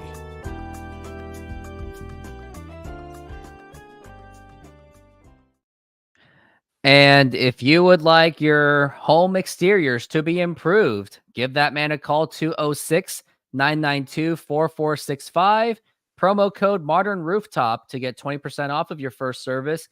He'll do painting. He does the windows. I've actually seen the work myself. He does a really fantastic job. He's a good friend of mine. And hopefully his business just keeps on going. So definitely give that man a call, especially if you're in the Seattle area. And now we're back from the break. And best part of that commercial is 1 whole minute. So I could take a pee break. That gives me enough time. That's way to do it. Gotta go quick. Gotta go quick to avoid the whole awkward, hey, where is he? Right. Yeah. The most toughest halftime shows I do is like NFL and soccer, because you got like 30 minutes and you got to come up with like some kind of pre-made videos. Yeah. Got to come up with something creative. And now here's the pitch, and that is Taylor Saucedo. He is coming out of the bullpen, which is very understandable because Luis Castillo did not have his best game, and he is going up against Masataka Yoshida, the lefty-lefty matchup, and that is a ball. You would think that could be very helpful, but Taylor Saucedo, the 3.59 ERA, he was actually pretty solid. 234 batting average, 43 strikeouts. Here's the pitch, and that's a foul ball. Not quite East Coast, but it's tough to be a Mariners fan east of the Rockies. Extra hour. Yeah, I guess so, yeah. And if you're in Montana or North Dakota, you might. Now here's a ground ball, and that is to Ty France, and that is out. First base. I mean, I've been in the mountain time once. I went to Boise, Idaho back in 21, and that was a different time because Washington, we still had to wear a mask, but in Idaho, they were done with it. They didn't care. So that was a good time to be somewhere where I could breathe fresh air. And now we've got who we got up here. And that's going to be a ball. I think it's the guy couldn't pronounce his name correctly. Yep, it's Sedan Rafaela. I totally got that wrong. And now we're looking at a 1-0 pitch, and here it is. Swing and a miss. Strike one from Saucedo. Got Julio Rodriguez. They're panning the camera to him. He's 1 for 3 so far. And now here is the 1-1 and a swing and a miss. Nice little curveball, slurve ball. And that's going to be strike 2. Fizzy Fox is from Moscow, Idaho. Almost watched every game last year. Loyal Mariner fan from the Moscow, Idaho. And here's the 1-2 pitch. And now here's a ground ball. Could be trouble. And that is a foul ball. Good for Rojas to let that roll. Makes me remember that Lenny when he was blowing the ball in the third baseline and it actually caused it to go foul. I'm looking at matchups of the future we got for the Boston Red Sox. We're looking at March 28th through 31st, and we got July 29 through 31, 3 games in Boston. I never liked playing at Fenway. I never liked the games at Fenway because of that monster. And now here is the 1-2 pitch on the way. Check swing. Did he go? He did not. It's going to be a 2-2 count. Even stranger, someone's been to Moscow, Russia, but never been to Moscow, Idaho. I mean, I would think that would be common anyway. Not many people really know what Moscow, Idaho is. And now here's the 2-2 pitch. Outside for a ball, 3-2 count. 4-2 so far, Boston is. April is a good month to avoid the blackouts, huh? Here's a 3-2 pitch, and now here is a line drive, and that's going to drop in for a base hit. That's going to be extra bases. He's going to go all the way to second base, and that's going to be a 1-out double for Boston. And the throw to third, and he is safe. There was an opportunity to throw him out at third base, but it doesn't happen. Now you got a guy at third base, and just 1 out. Rojas applied the tag, but it wasn't in time, unfortunately. Oh, boy. As soon as I thought that Taylor Saucedo actually had this in control, next thing you know, he's on third base. Dominic Canzone took a little bit of time to look for that ball.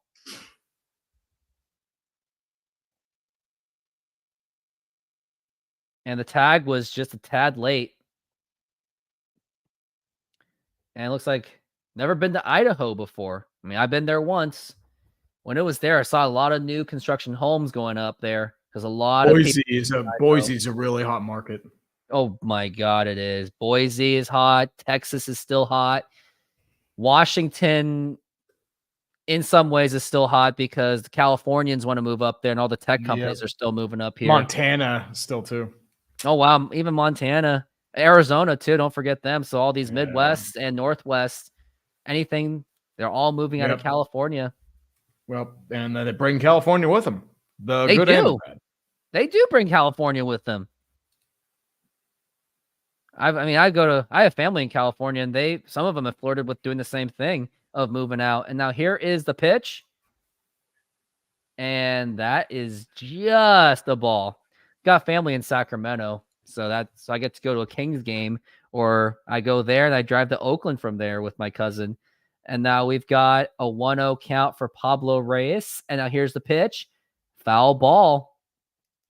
And that's going to be a strike 1. And knowing how much that Taylor Saucedo has been pitching this inning, 13 pitches in, I think that's a sign that Trent Thornton is probably going to take over, or whoever it's going to be after this inning, especially when he's already taxed on this many pitches and already had problems at third base.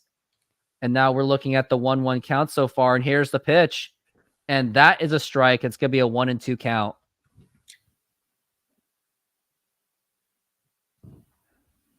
And with this game still going on, let's take a look and see what the other scoreboard is going. Still 16-1 Arizona. Orioles beat the Angels 11-3. Here's the 1-2 pitch. And that is a swing, but that's a foul ball. Reds won 8-2, the David Bell team. And unfortunately, Marte, one of their rising prospects off the Luis Castillo trade, he's suspended for some time. San Diego beat the Giants. That was the Battle of the Koreans. Now here's the 1-2 pitch. And that is strike 3 called. And now we got 2 outs in this game. Caught him looking. Definitely caught him looking. Taylor Saucedo doesn't necessarily have the fastball, but he does have some solid breaking stuff. I mean, he's coming in for a fireman role. So unfortunately, there's not much you can do there. Not much at all. And now we're looking at Connor Wong. Here's the 0-2. And that is a curveball for a strike.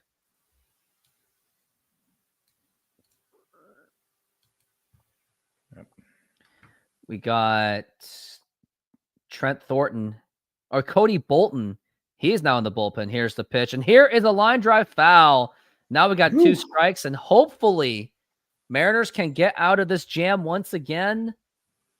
And hopefully the offense can score some runs, please.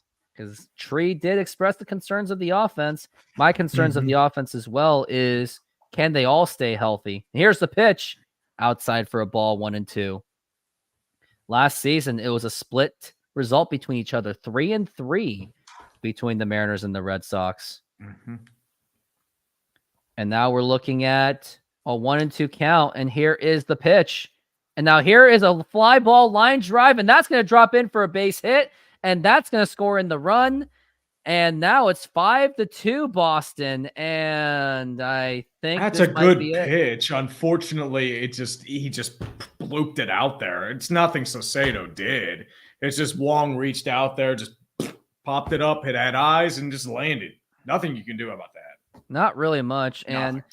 And usually when I was a lot younger, I'd be like, Mitch, get in there, hustle. But then when I played softball, there are times where I'm like, do I really want to overdo Mitch that? wasn't going to be able to do that because the problem is if you drop that, it goes you have all a the way runner on back. second, maybe third. So you got to be careful about that. It's conservation. And now it is 5-2. It is the end of the inning, but my goodness, Mariners are now down 3 runs, and they got to find a way to crawl back into this game. But until then, here's another, not a commercial this time. It's going to be a highlight from the 2023 season. And here it is. Let's try this again. And it was 100-mile-an-hour fastball. You got to go with that heater. Don't do anything stupid. No sliders, no nothing. Just work on your breaking stuff later. Work on the game right now. And here is the 0-2 pitch on the way. And it's strike 3 called! And the Mariners got the sweep. They have a 1-game division lead on the Texas Rangers. And they have won their 19th game of the month of August. Home runs by Teoscar Hernandez, a 2-run home run by Julio Rodriguez. You had a scare moment when Gabe Spire gave up the 2-run home run. But Andres Munoz, and even before that, Justin Topa got out of a jam. And then Andres Munoz with 3 strikeouts in a row. And the Mariners are now in the division lead with no tiebreakers to be concerned. Well, that didn't really age well because after that, the Mariners had a meltdown with a skimpy 2 of 3 against Oakland, and then the Mets and the Reds and the Dodgers, the Rays, you name it. So that's what cost the playoff. It did. But hey, that video was 54 seconds, and I just took a bathroom break for it. 54, baby. What you got to do? 54%. What you got to do. Right. But I remember that clip. I remember I used that clip as part of the high point of the Mariners when I made my version of the Mariners Order 66 meltdown video. It was kind of based on your Patriots Order 66 video. I made Dusty Baker the Emperor. Ooh. At least when the Astros were the fears of baseball of that division until Texas put them away. That was probably the most fun video I made. It didn't go anywhere, but it was still fun to make it. It was a good way of venting that the Mariners missed the playoffs. Nothing wrong with that. Not at all. I mean the Pirates, it's just like, whatever, we're there. And now here, we got former Mariner Isaiah Campbell, who is in Boston right now. He had a pretty good season, 2.83 ERA with a 2.10 opponent batting average, but he was traded away to get Luis Urias. And looks like we got Polanco up to the plate. He's now working on an 0-2 count. I just hope that Luis Urias works out. But Brian Bello, he had 2 strikeouts, gave up 2 runs. Still pretty efficient. And now here's the pitch. And that is low for a ball. We're looking at a 1-2 count. He did not go. He is actually 1 for 1 with a single and a hit by the pitch, but we would like to see Polanco do some kind of action. Jorge Polanco 1 for 1. I already said that. And now Campbell's 3 pitches in, bottom of the 6th inning. Here's the pitch. And now here's a fly ball popped up, could be. And that is going to be caught. It looked like it had some kind of hope, but there was just way too much air. I mean, that Seattle weather does not help with that really thick air. If that was the Kingdom, that would have went at least to the second deck. That's what tends to happen, unfortunately. It does. Some say that's the reason Griffey left. Like, I remember you need that thin, rocky air, man. You really do. I remember the first game of Ken Griffey Jr. in Safeco Field. He had a fly ball going to left field on his first at bat. Hold on a second. Here's the pitch, and that is a strike. So Griffey hit a fly ball to left field. Dave Niehaus was hyping it up. Fans were screaming, and it landed in the left fielder's glove. And some say that is the reason he went to Cincinnati. And here's the pitch. Here's a ground ball to second base. Throw to first in freaking time. And now we've got 2 outs. This ain't fun. That's life, man. Big game. Alabama up on North Carolina. 35.3 seconds left by 2 in March Madness. If you're interested. Alabama in basketball. I'm more used to Alabama in football. We don't need another dominant Alabama team. Let's be real. Let's not. No. Billy Saban's out, and here's the pitch. It was kind of surprised. I thought it was kind of random that out of all teams, former UW head coach goes all the way to Bama. I thought they would have got a bigger name than that. I mean, then again, Saban was a pretty small name when he was hired by Alabama because he was a failed NFL head coach. And now here's the 1-2 pitch. Also, he was part of that Belichick tree back with the Cleveland Browns. You have to remember with Saban, like he did well in LSU. And then what happened was he tried moving up to the NFL and it didn't work out. Now, if he had gotten Drew Brees in Miami, maybe things would have been different, but I don't know. I remember Miami almost got him at one point, but then they were scared of that. They were worried about his health issues. They were. And he went to New Orleans. The rest is history. The rest is history. He basically undid the Katrina disaster by himself, almost. Here is the 1-2 pitch to Cal Raleigh, and that is a foul ball. Cal Raleigh led the MLB catchers in home runs in the last 2 seasons. So he did lead the MLB catchers in home runs in his first full season. That's pretty impressive for Cal Raleigh. He's got the big power. I remember throughout when he was in his minor leagues, I was like, let's call up this guy. He's like 24, 25 years old. Let's let the man play. Because we didn't really have much catchers other than Tom Murphy. And now we have another Mariners catcher prospect named Harry Ford, who's still hanging around. He's probably going to start in Double-A, but the rosters haven't been released yet. Here is Campbell, 10 pitches in. He's pitched very well against the Mariners. Probably getting a little revenge. And here's the 1-2. And that is outside for a ball. We're looking at a 2-2 count for Cal Raleigh.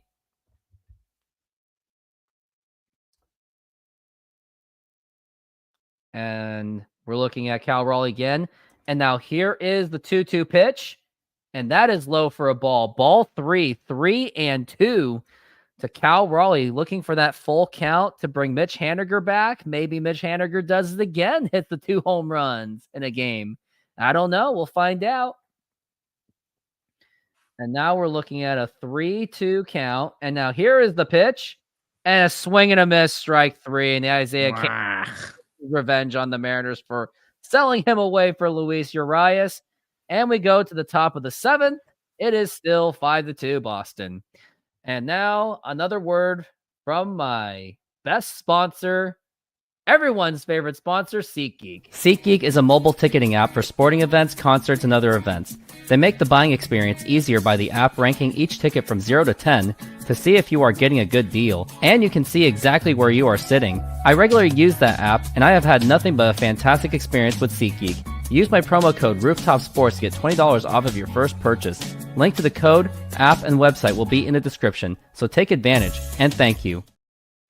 Yep, so take advantage of that. Get the $20 off for your next Mariners game, unless you really don't feel for it because the Mariners are playing But yeah, take advantage of that. Even if you're not a Mariners fan. If you're a Boston fan, you feel happy about this, go to your first opening day with this promotion. So don't put it to waste. And we've got question. Do you think Jason Kelce makes an appearance at WrestleMania XL? It happens to be in Philadelphia. And on an unrelated note, Taylor Swift was born in Pennsylvania. Eastern PA, if I remember correctly. Yeah. Jason Kelce, Travis Kelce, Taylor Swift, quite the combo. And that was quite the Super Bowl that was. That was a really exciting Super Bowl, I must say. Alabama's up by 2 against North Carolina, 7.6 seconds left. Well, there goes my prediction. I had North Carolina winning the title. Oh, if man. they lose here, I am done. I haven't made a bracket in almost a decade. I didn't know enough about it this year, so yeah. And even if you know about it, you still can't predict anything. The only thing you can predict is Gonzaga 16 not beating a 1. That's basically it. And I don't even. Oh, think it happened last year. Oh, it did. It happened twice. Oh my God. UMBC beat Virginia, and Fairleigh Dickinson beat Purdue last year. Hey. 4, 3, 2, 1. At 1 second left. It's 87-89, but they burned too much time. Hey. Looks like we are back from the break, and they're talking about the whole Root Sports thing, which unfortunately, if you all Mariner fans know, you got to pay extra to get access to that for cable. And now here is the pitch, and that is a strike, and that is going to be Cody Bolton, who was one of the standouts of the, well, not really. He had a 6.33 ERA in spring training or something like that. I think I might be wrong. And here's the pitch. It was a 6.33 in Pittsburgh, and he was on your team. What do you remember about Mr. Bolton? Cody Bolton? Yeah, Cody I Bolton. remember him being a decent prospect. Never really panned out, unfortunately. But he had Tommy John, so that kind of prevented him from reaching his potential. Did not have a good year last year, though, unfortunately. Well, that's something to be aware of, yeah.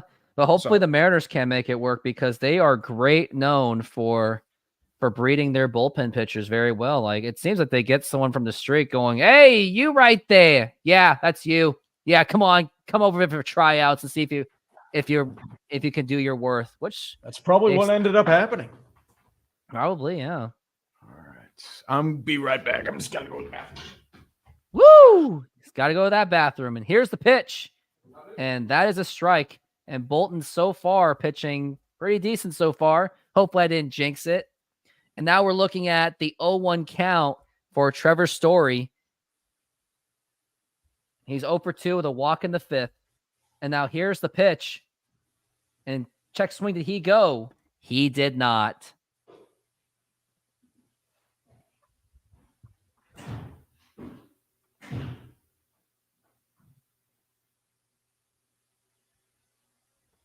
And now we're looking at the 1-1, and here's the pitch. And now here is a line drive, and that's going to be caught by Mitch Haniger.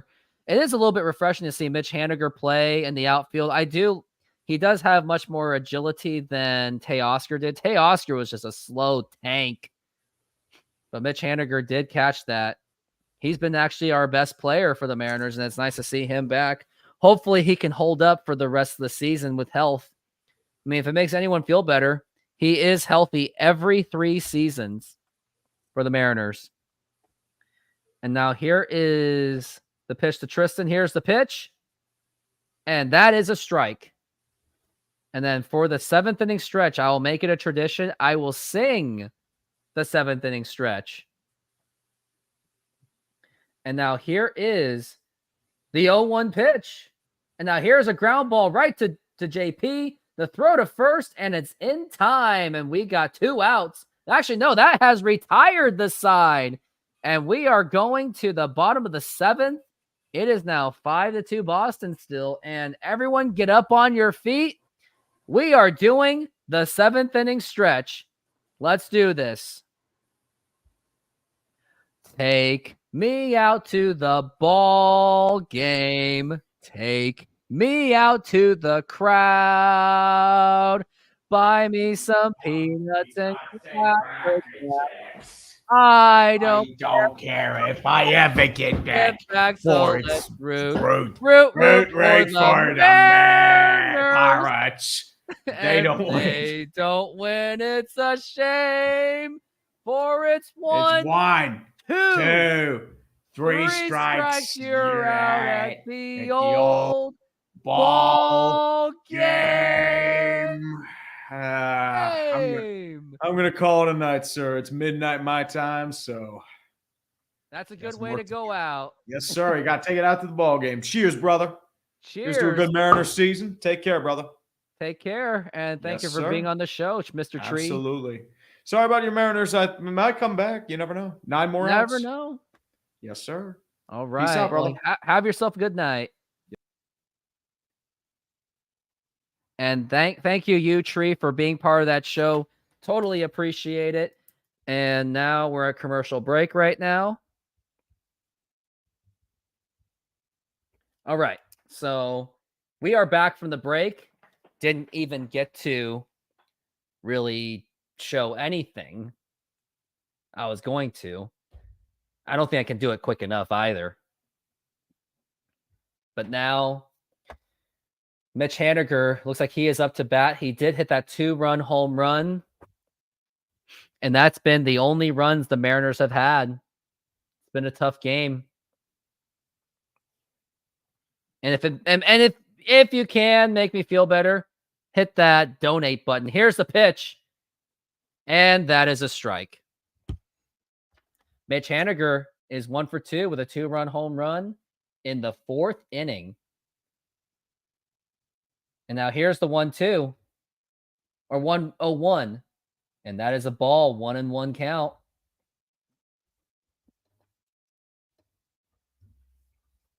Mitch Haniger is 1 for 2 with a home run. I know I already said that. Isaiah Campbell's still on. And here's the 1-1. And that's a foul ball. He went for a baddie in the inside corner. That's a deadly one you don't really want to swing at. And this show has gone on for 3 hours so far. And I wonder how many views I've got. Looking at 120 so far. And now here's the liner, and that is going to drop in for a base hit. And Mitch Haniger, he's been playing very well. And he is on base for a single.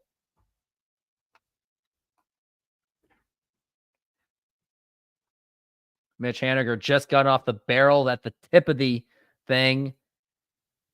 And now looks like is Dylan Moore coming off the bench. And now Isaiah Campbell, he is going to be pulled out. And that gives me an opportunity to play through my montage of the 2023 Mariners season. Let's take a look at the next one. It's going to be this one. And now here is a 2-1 pitch. And here is a foul. Oh, it's fair. What was I thinking? Oh my gosh. And now that's going to score in a run. And the Mariners are now up 3-0. And here's the throw to the plate. And Ty France is out. So slow. So slow. Why did you even wave him in? What was that all about? I remember that where Ty France got waved in, but he's so slow. Why did you even do that? But at least the Mariners won that game. But Dylan Moore did contribute well for that with that RBI. So very good. And with the game still getting close to its end, I got to go through all of these. So here is another one that you should take a look at. The 3-2 pitch. Swing and a miss, and the throw to second, and it is in time, and that's going to be a double play, and the inning is over. What a double play by the Mariners. He had a strikeout and a little jumping tag. Yeah, that was an amazing play by Josh Rojas where he did make a jumping tag, and he got the man out. So that was a very good play, and now he's at third base, but his first day at third base isn't so great so far. So we are going to do, here's another one that we're going to do. And this one's kind of funny. As long as this commercial, okay, yeah, I'm going to play this one. Be calm about this and take it like a bitch. And we've got a base hit. And honestly, I think I'm just going to.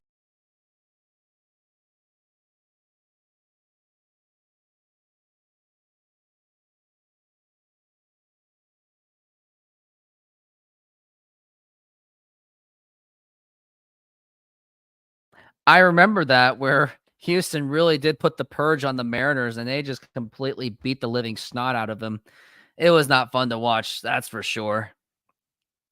And we are back from the break, and don't forget to use my promo code Rooftop Sports to get your $20 off, and also donate to this channel as well for the growth of this channel. So let's keep that going. That was an all-time highlight. You think that was an all-time highlight? Oh, I like to hear it. That's great. I love that. And now here is Dylan Moore up to the plate. And now here's the pitch. And that is in there for a strike. Dylan Moore is now pinch hitting for, I believe it's Dom Canzone, who hasn't really done anything at all. So Dylan Moore is going to try to step up and try to make something happen. And now here is the 0-1 pitch. And check swing. That is a strike right down the middle. Looks like there is a shift going. I don't think that's really much of a shift. If I were Dylan Moore, try to aim for the right side if you can. I don't know if you can at all. And here's the 0-2. And that's going to hit the dirt, but no movement there.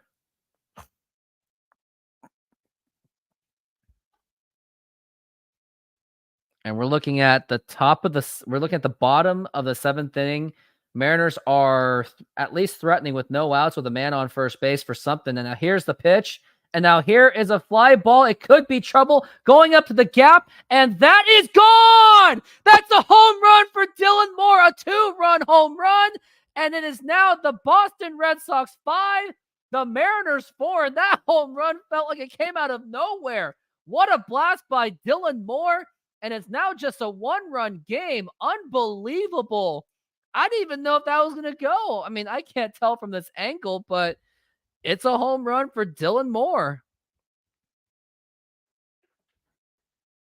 What a hit. And now it's 5-4. Mariners are just fighting back to see if they can make something happen. And now here's Ty France. What a lousy swing. What was that? That hit the dirt, and that is a strike 1. And yes, listen to this guy, please.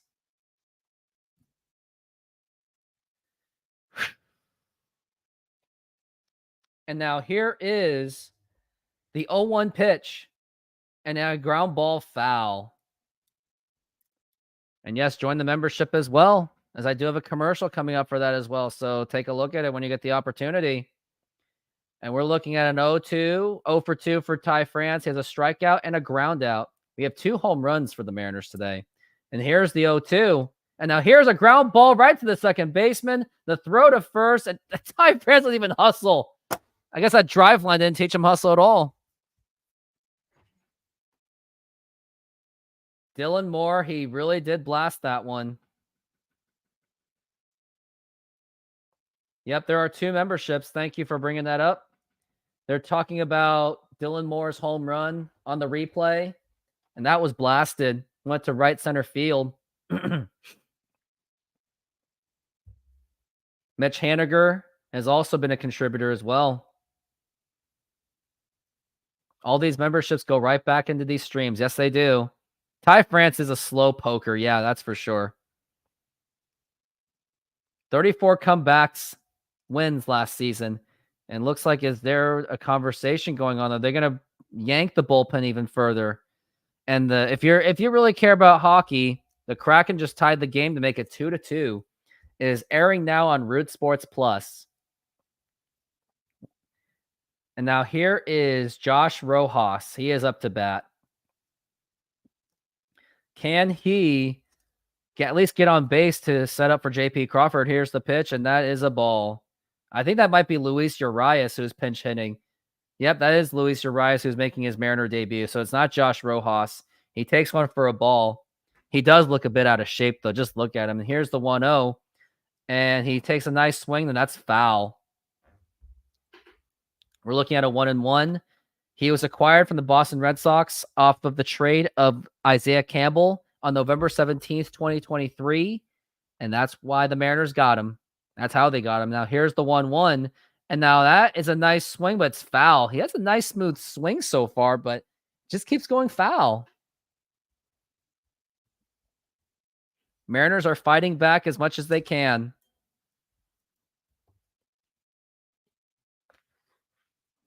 Bullpen has also been pitching pretty well.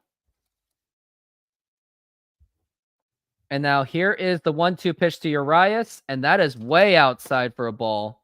And that's going to be a 2-2 count.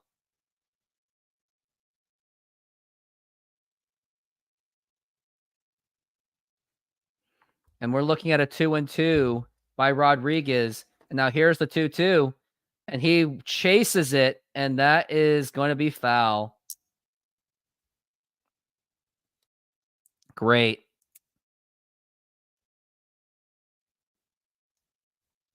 Not as out of shape as Ken Griffey Jr. Yeah, Ken Griffey Jr. 2009 and 10. Boy, that guy had a daddy belly. Ryan Stanek in the bullpen. And we're looking at a 2-2 for Luis Urias. And now here is the 2-2 pitch and a swing and a miss, strike 3. And that's now 2 outs.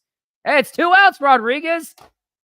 You thought it was 3 outs, Rodriguez, but now it's 2 outs, buddy. I hope that throws off your momentum.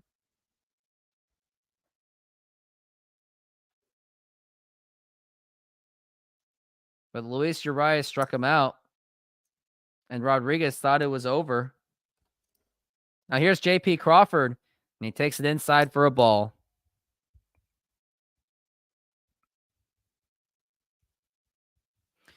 J.P. Crawford, he is 0 for 3. He fouled out in the 5th, and here's the 1-0, and that was a curveball, and that's going to be a ball 2. J.P. Crawford against lefties. He has 3 home runs and 21 RBIs. OPS is lower. Here's the 2-0, and that's going to be a strike.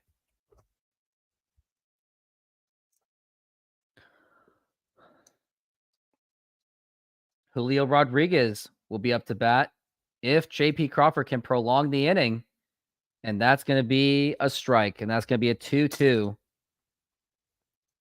It was definitely epic to see Tree on the show. You're right about that, Korean man. Now just do your job and try to get those donos in there. And we are looking at a 2-2 pitch so far for J.P. Crawford. And J.P.'s waiting on the count. Hopefully he can at least get on base with no man on with 2 outs. And now here is the pitch. And that is strike 3 called, and he knew it. J.P. Crawford's been playing awful today. He is 0 for 4 right now. And that will retire the side. And we are going to go to another advertisement, as here it is. Since 2022, I have been growing this YouTube channel, and I just want to say thank you very much for being part of the growth and for the future. I now have memberships to offer for you. I got 2 different ones. I got Rooftop Fans and Rooftop Super Fans. For Rooftop Fans, which is $1.99 per month, you'll get loyalty badges to give you priorities for responses to comments, and you will even have access to special emojis that I made myself. As for Rooftop Superfans, which is $4.99 per month, you will not only get the benefits of Rooftop Fans, you will also get priority to future videos, including nostalgic videos. So go ahead and check out my membership, and thank you for your support. Yep, thank you very much for the support. And yep, there it is. Rooftop Fans for $1.99 per month or $5 per month. So go ahead and take advantage of the benefits that I do provide for you guys. So take advantage. And I guess I better show another highlight because we're really getting close to the end of this game. All right, here it is. I will show it right now. And this is my most favorite one. I got to show this to you. I'm not even looking at my scoreboard. That's what I'm not doing. And here's the 1-1 pitch. And here is a fly ball to left field. And it is gone by! And the Mariners are going to win! They have won the game! J.P. Crawford has hit a 2-run double! And the ball game is over! And the Mariners have survived! Oh, how have I not collapsed into a heart attack yet? J.P. Crawford with a 2-run double! That was a very insane experience. Wow. J.P. Crawford with that 2-run double, but too bad he's not contributing right now. And we got Luis Castillo. Yep, he struggled today. And now here is a new pitcher. Is it a new pitcher for Bolton? And now here's a fly ball. Looks like trouble. And that is gone. A home run.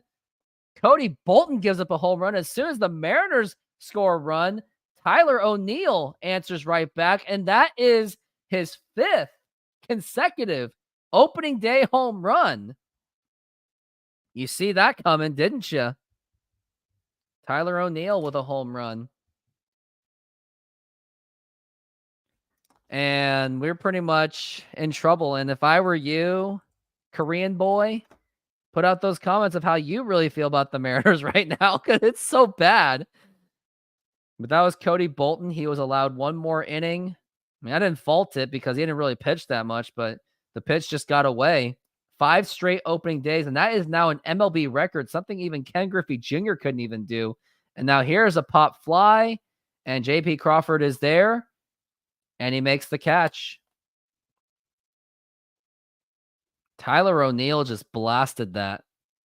You figured that was going to be gone.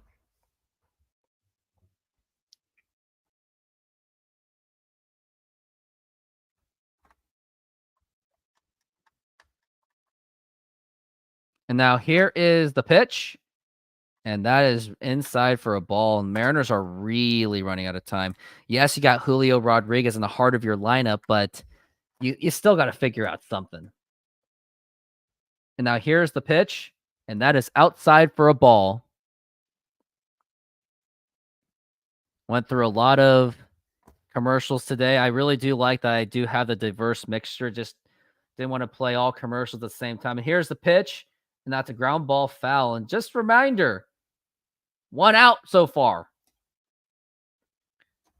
Rafaela had a triple in the 6th, which is why he scored. But hopefully the Mariners can figure this out. And now here's the pitch. And now here's a line drive caught by J.P. Crawford. And that's going to be 2 outs. And yep, listen to this message right here. Welcome to the 2024 MLB season. More Mariners suffering. Make yourself at home by liking, subscribing, engaging, and of course by donating or joining the channel so you can enjoy the suffering also. I love this message. And now here's the pitch. And that is inside for a ball. Pablo Reyes is up to bat right now. He's 0 for 1 with a strikeout in the 6th. And now here's the pitch. And that is in there for a strike. And that's going to be a 1-1 count. My goal for this weekend is to cover all 4 Mariners games, but we'll see. As long as Don't Quit Your Day Job doesn't get in the way for Saturday and Sunday. But I'm guaranteed for Friday. And now here's the fly ball. And that should be right to Mitch Haniger. And he will make the catch. And that is going to retire the side. Julio Rodriguez will be up to bat. Then Jorge Polanco. And then you got Mitch Garver, who hasn't really been hitting much. So we're going to go to the inning. And now I'm going to play this other memorable moment that you just got to enjoy. Here it is. This is arguably the best moment of the 2023 season. Here it is.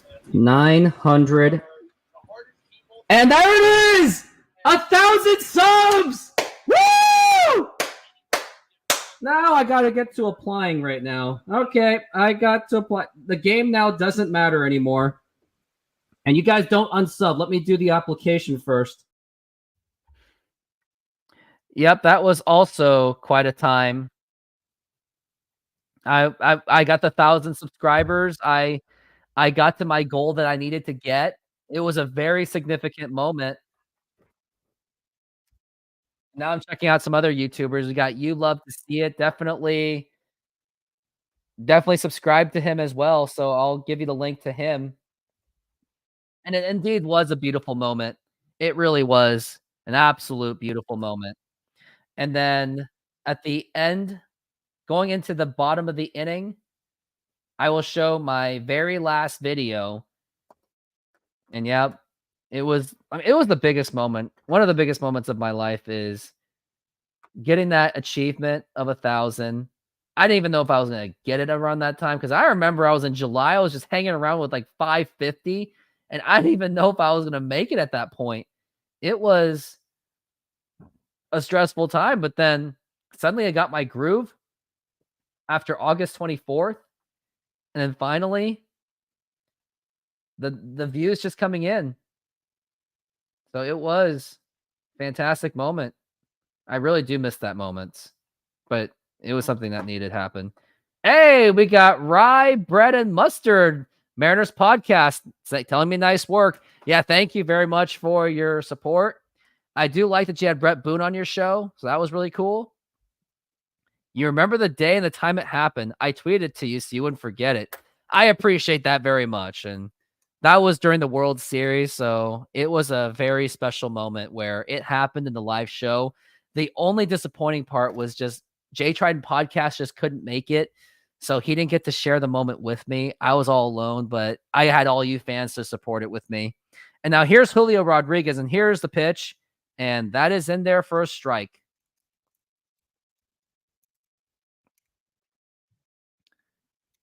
A true supporter. Yes, you were. Yep, that was a great moment. And now here is the 0-1 pitch. And that is low for a ball. 1-1. Hopefully the Mariners can get something going, because I would really love for the Mariners to win this game.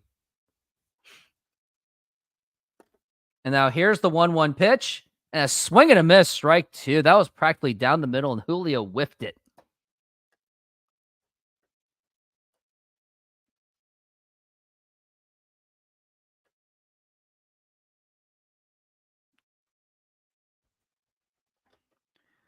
Julio Rodriguez is working on a 1-2 count so far.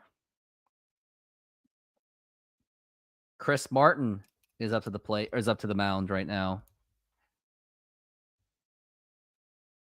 Now here's the pitch, and that is strike 3 call, and he knew it. It was right down the middle, and Julio Rodriguez strikes out, and that's another heart of the lineup gone, and now we got Jorge Polanco. Yep, he was striking out.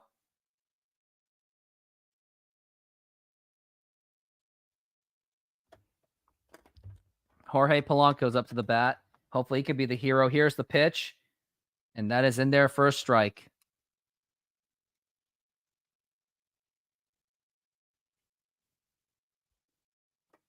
We're looking at 0-1. 1 for 2 for Jorge Polanco. Has been playing pretty well. And here's the pitch. Swing and a miss. And what kind of swing was that? It was like a high pitch, and he still whiffed at it. We're looking at the 0-2 count so far. And now here's the pitch. And that is low for a ball. 1-2 the count. Kraken just taking the lead, 3-2. Mitch Garver is on deck. He's a guaranteed bat right now. And now here's the 1-2.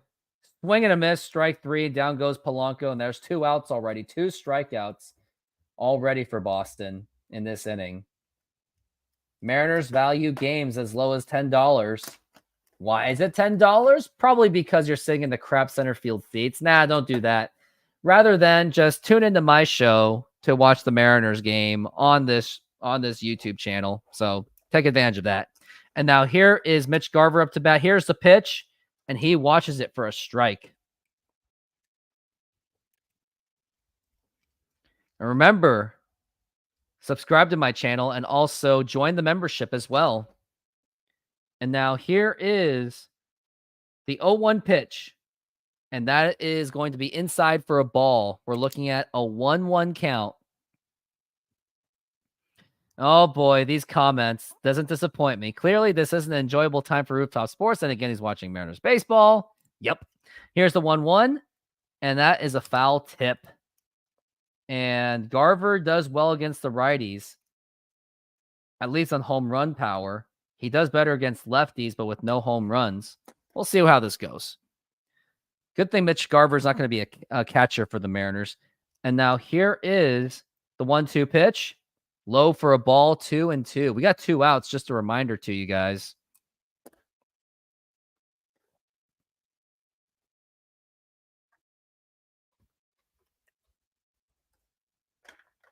And now we're looking at a 2-2 pitch. And if here's a fly ball to deep left field, is that going to be enough? And that's going to drop in for a base hit. Going to second base for a double, and now there's run a possibility.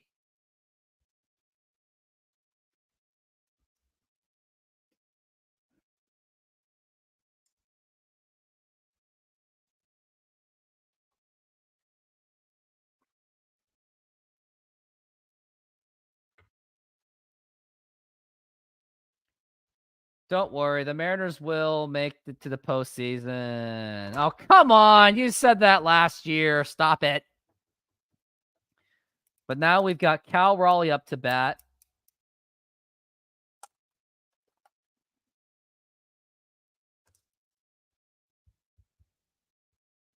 Man, Mariners are putting me to work.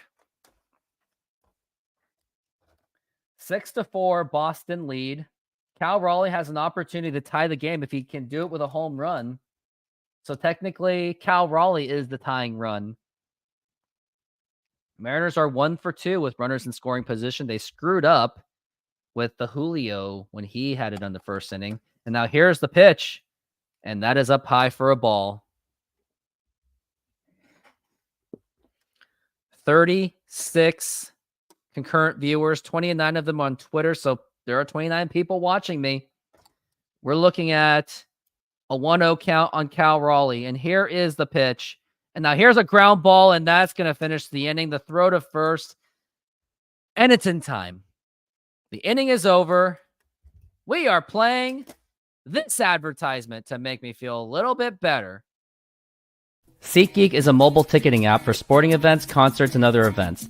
They make the buying experience easier by the app ranking each ticket from 0 to 10 to see if you are getting a good deal, and you can see exactly where you are sitting. I regularly use that app, and I have had nothing but a fantastic experience with SeatGeek. Use my promo code RooftopSports to get $20 off of your first purchase. Link to the code, app, and website will be in the description, so take advantage, and thank you. Yep, take advantage. If you'd like to go to a Mariners game, use my promo code RooftopSports to get to it. So take advantage whenever you can. And going into the bottom of the 9th inning, I have a very special video to show as well. So get ready for that. But yep, use that promo code whenever you get the opportunity because I would like some, well, to help you guys get your tickets.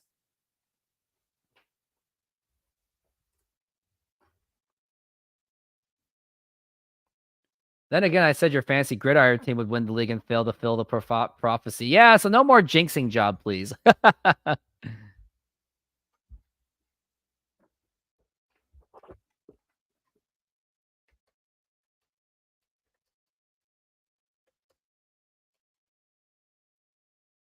Just talking to Jay Trident podcast. It's sad he couldn't make it, but hey, he's got to do what he's got to do. So it's all good. I don't really blame him, but he's expected to be back next week. So we'll be looking forward to do the shows together, which I hope we do so because I really do enjoy doing the games with him. So we'll see where it is. You actually had hope for the team, didn't you? Yeah, that fantasy football team was really quite a thing. And now we go to the top of the 9th inning. This game's going on for 2 hours and 15 minutes. Been going pretty fast. Next guys are going to be George Kirby tomorrow, Logan Gilbert, and then Bryce Miller against Nick Pavita, Cutter Crawford, and Garrett Whitlock. Guys with really high ERA. So hopefully the Mariners, they do have a big opportunity to make something happen. And hopefully the Mariners can win those 3 games and at least not start crap. Austin Voth, the other pitcher for the bullpen. And now here's the pitch, and that's a foul tip, and that's going to be strike 1.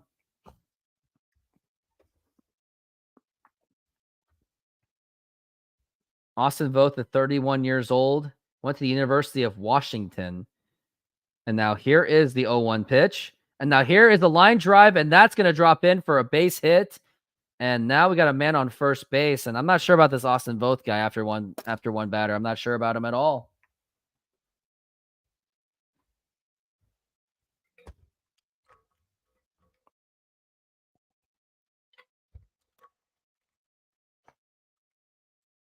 It is now 6-4 Boston. Hopefully Boston can, well, get out with no runs. And now here's the pitch. And that is not a strike. I really thought that would be a strike. And I didn't even pay attention, but I have gotten 4 subscribers since the start of this show.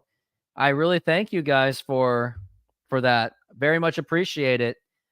And now here is the 1-0 pitch. No, it's going to be a throw to first and not in time.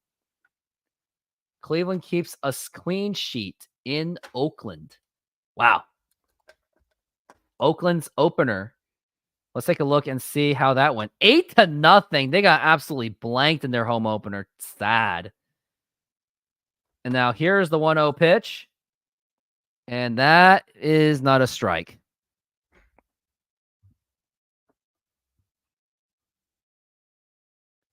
It was beneath the knees. Austin Voth is working on 4 pitches so far. He has a 2-0 count. Not doing too good. Would love to get them out of a double play. That'd be nice. And now here's the pitch. Swing and a miss. Strike 1.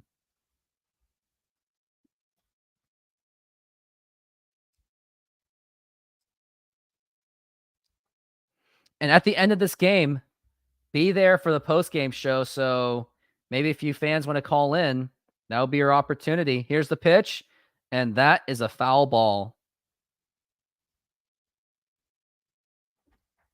No runs have been scored in Arizona since the 3rd inning, so it's just going. Now we're looking at a 2-2 count for Jarren Duran. And now here is going to be the pitch from Austin Voth. Here it is, and that is a foul ball. We're looking at 36 concurrent viewers. Why do I even care about that right now?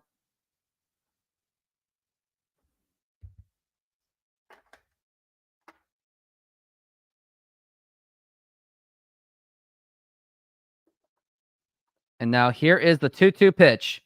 And that's going to hit the dirt. Does that advance the runners? No, it does not.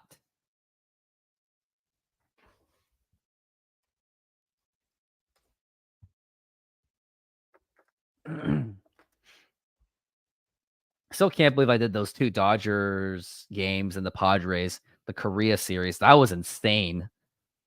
And now Voth is looking at a 3-2 pitch. Runner goes and a foul ball.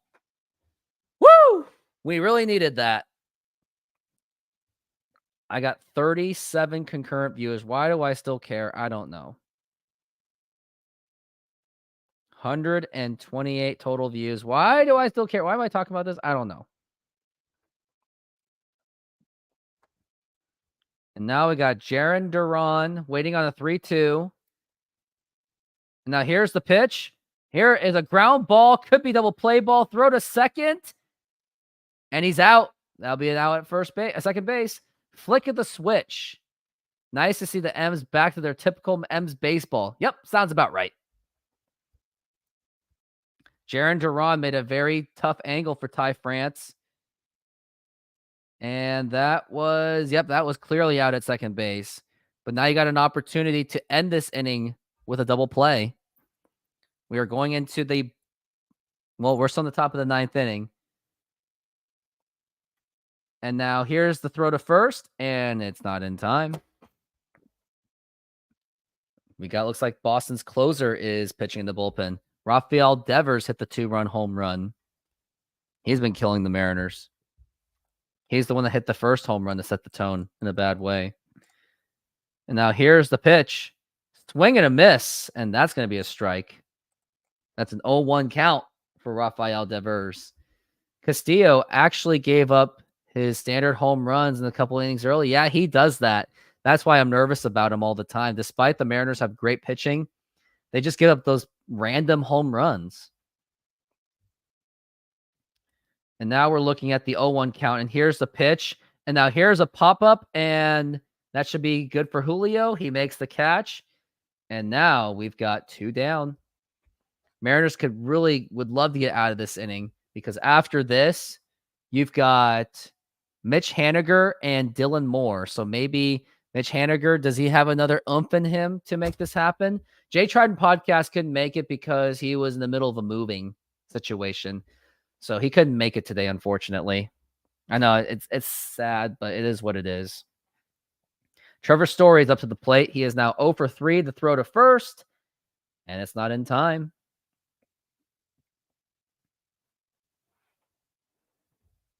You got 2 outs, a man on, 12 pitches in for Austin Voth. He's been pitching okay. I would like Tyson Miller to get called up, honestly. And now here's the pitch, and that is a foul ball.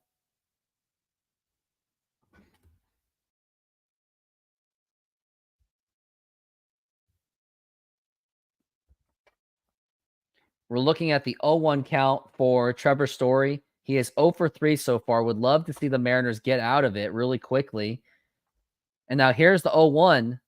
And that's going to be a ball, unfortunately. Oh, man. This is not good. I'm just overreacting at this point. And now we're looking at the 1-1 count. And here's the pitch. Runner goes.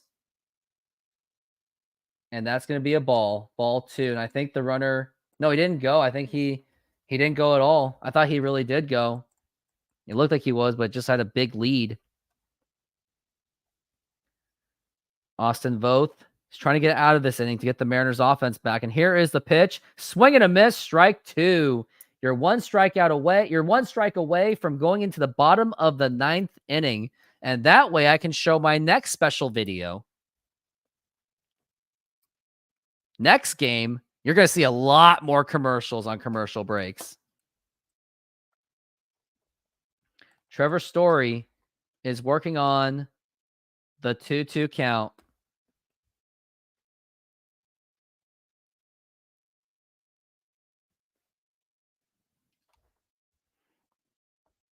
Now here's the pitch. And that is a ball and the throw to second, and it is safe. I really thought there was a chance to get him out considering the bad pitch, but Cal Raleigh still nearly threw the guy out.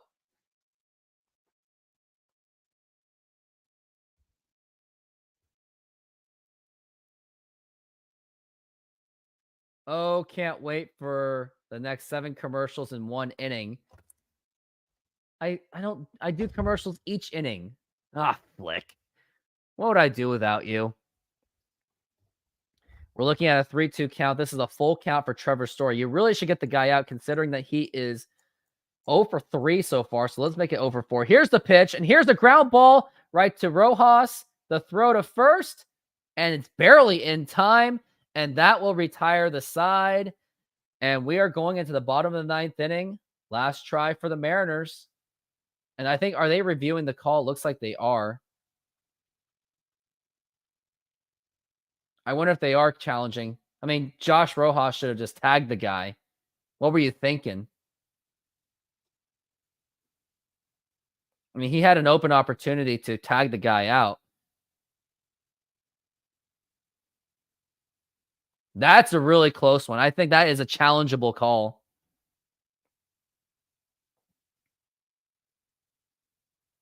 I think he might be safe, and the Red Sox do challenge that. Josh Rojas, like, why didn't you tag the guy? Like, seriously? I mean, what do you guys think? Do you think that's an out, or do you think that's safe, in your opinion? Let's take a look and see. Yeah, I don't like Josh Rojas at third base already.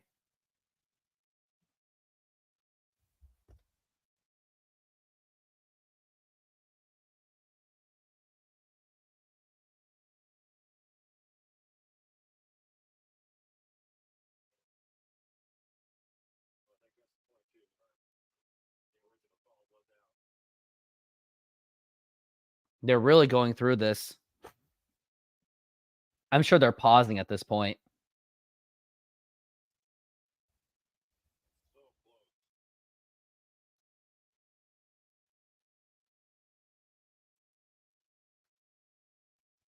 This would be a great momentum swing for the Mariners if they can stay this at out.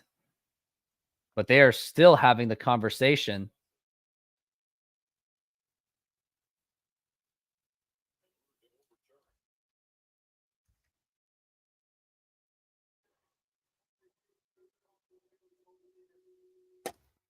And he's safe at first base. The umpire decided to overturn the call, so this could be problems for the Mariners.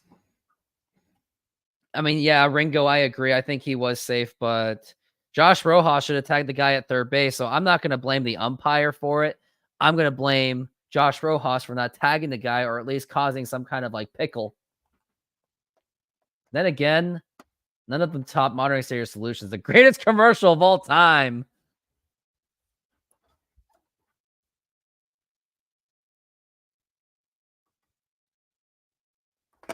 And here is Tristan Casas. He's got an opportunity to really break this game open against the Mariners. And now here's the pitch. And that is in there for a strike.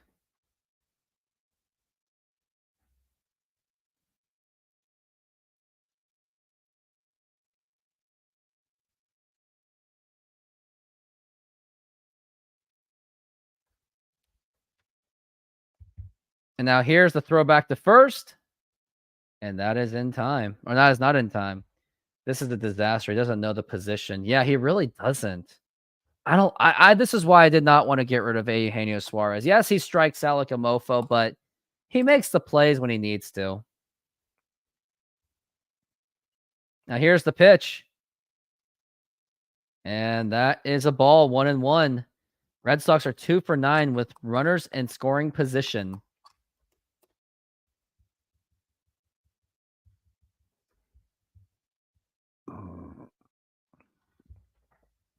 $48 subscribers until 1,500. So get me to there. Here's the pitch. And that gets on by. And that's going to move a runner to second base. And now you got runners in second and third. Still 2 outs, but there's not really much room for comfort on this one. Yeah, it definitely would have helped if our ace supposedly... I honestly think that George Kirby's going to be the ace of the future, in my opinion. I never saw Luis Castillo as a number 1 guy. He's like a number 2 at best. And here's the pitch. Swing and a miss, strike 2. And now this is the opportunity to get out of this inning, go into the 9th inning, and hopefully see the Mariners win this game.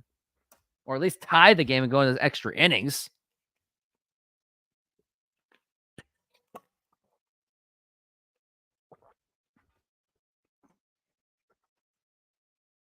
Tristan Casas.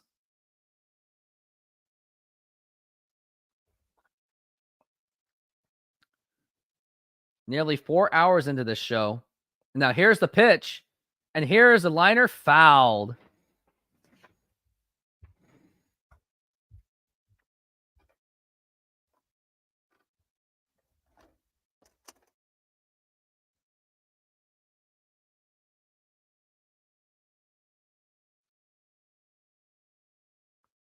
And we're getting next to that pitch.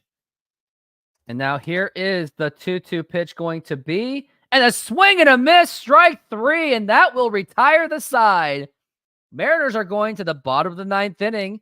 Mitch Haniger is due up, and hopefully he could be the hero for the Mariners once again, as he has been throughout this entire game. But now here is the final great moment of the offseason of the Seattle Mariners. Take a look. B.J. Surhoff on the ground. Pizarro can't find it. Throws to first, and they got him at first. Yeah. What was going through your mind when that all happened, especially when you couldn't find the ball for like at least a couple seconds? It was bringing flashbacks back to my no-hitter in Montreal. Same thing happened. I didn't find the ball and didn't get the guy out in time.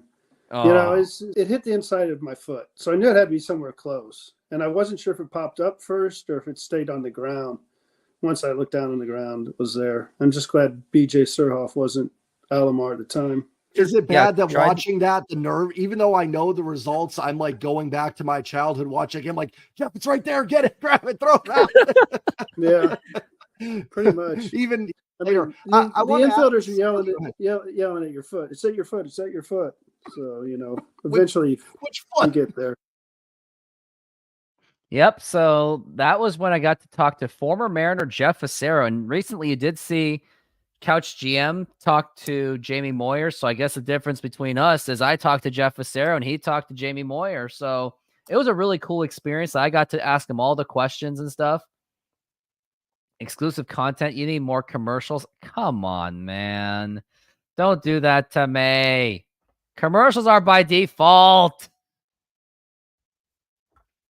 And now we are going into the bottom of the 9th inning. We got Mitch Haniger and Dylan Moore guaranteed up to bat. Mitch Haniger hit the home run to right field, giving the Mariners some hope, but then Boston just kept answering every single time. Fan caught the ball. Very good for him. But Mitch Haniger, nice to see him hit an opening day home run. And Dylan Moore also hit a home run. Mariners and Red Sox are the last official game. Trident never has commercials. Of course, you're always going to say that. I mean, but Trident is what's with SeatGeek, so he's still going to talk about it, you know. And now here is Mitch Haniger up to the plate. By Jansen, the closer, going to be. And now here's the pitch to Haniger. And now he takes it for a strike. Mariners are down to their final 3 outs. Would be nice if they can respond with a victory, with some kind of a comeback victory, which would be nice. He had 29 saves last season. And now here's the pitch. And that's a foul ball. Mitch Haniger really wanted that one. Once again, it's really nice to see Mitch Haniger back. But can he just do it again for the Mariners? Or at least get on base or just do something? And now here it is. The 0-2 pitch. Check swing. Did he go? He did not. Right at the skin of the teeth.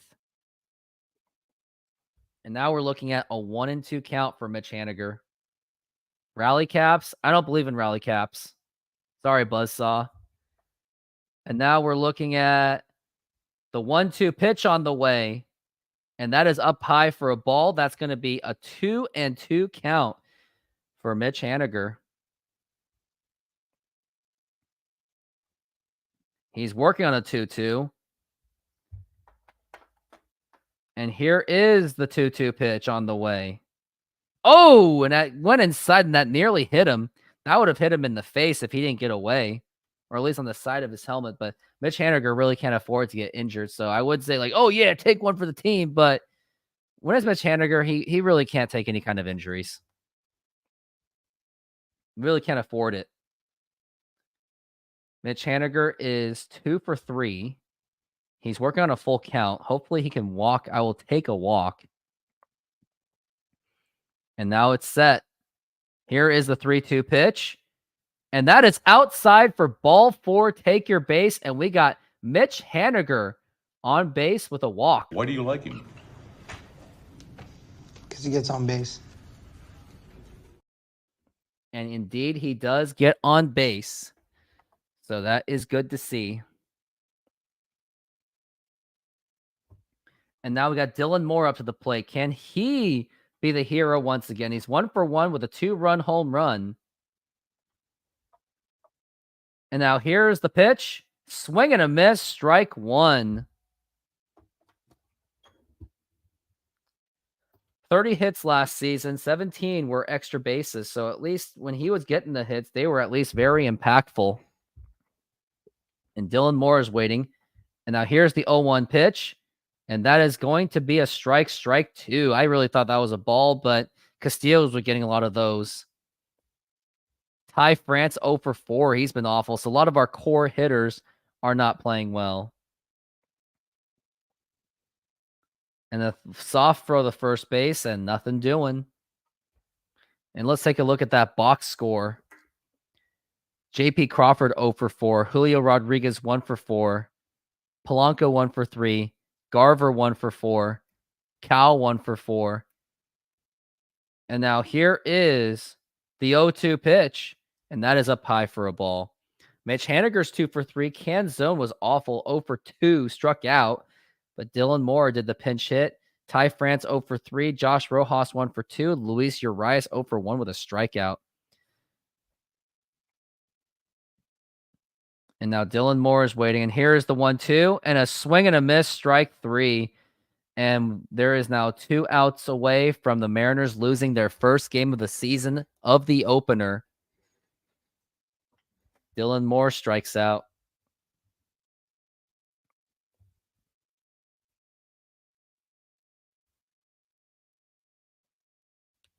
And now we're looking at Ty France, who is up to bat. Ty France is 0 for 3. I don't know if he could be the hero on this one. And here's the pitch. And that is low for a ball. We're looking at a 1-0 count for Ty France. He is 0 for 3. He grounded out in the 7th inning.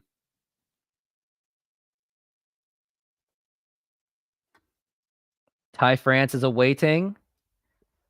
And here's the 0-1 pitch. And now here is a line drive, and that's going to be caught.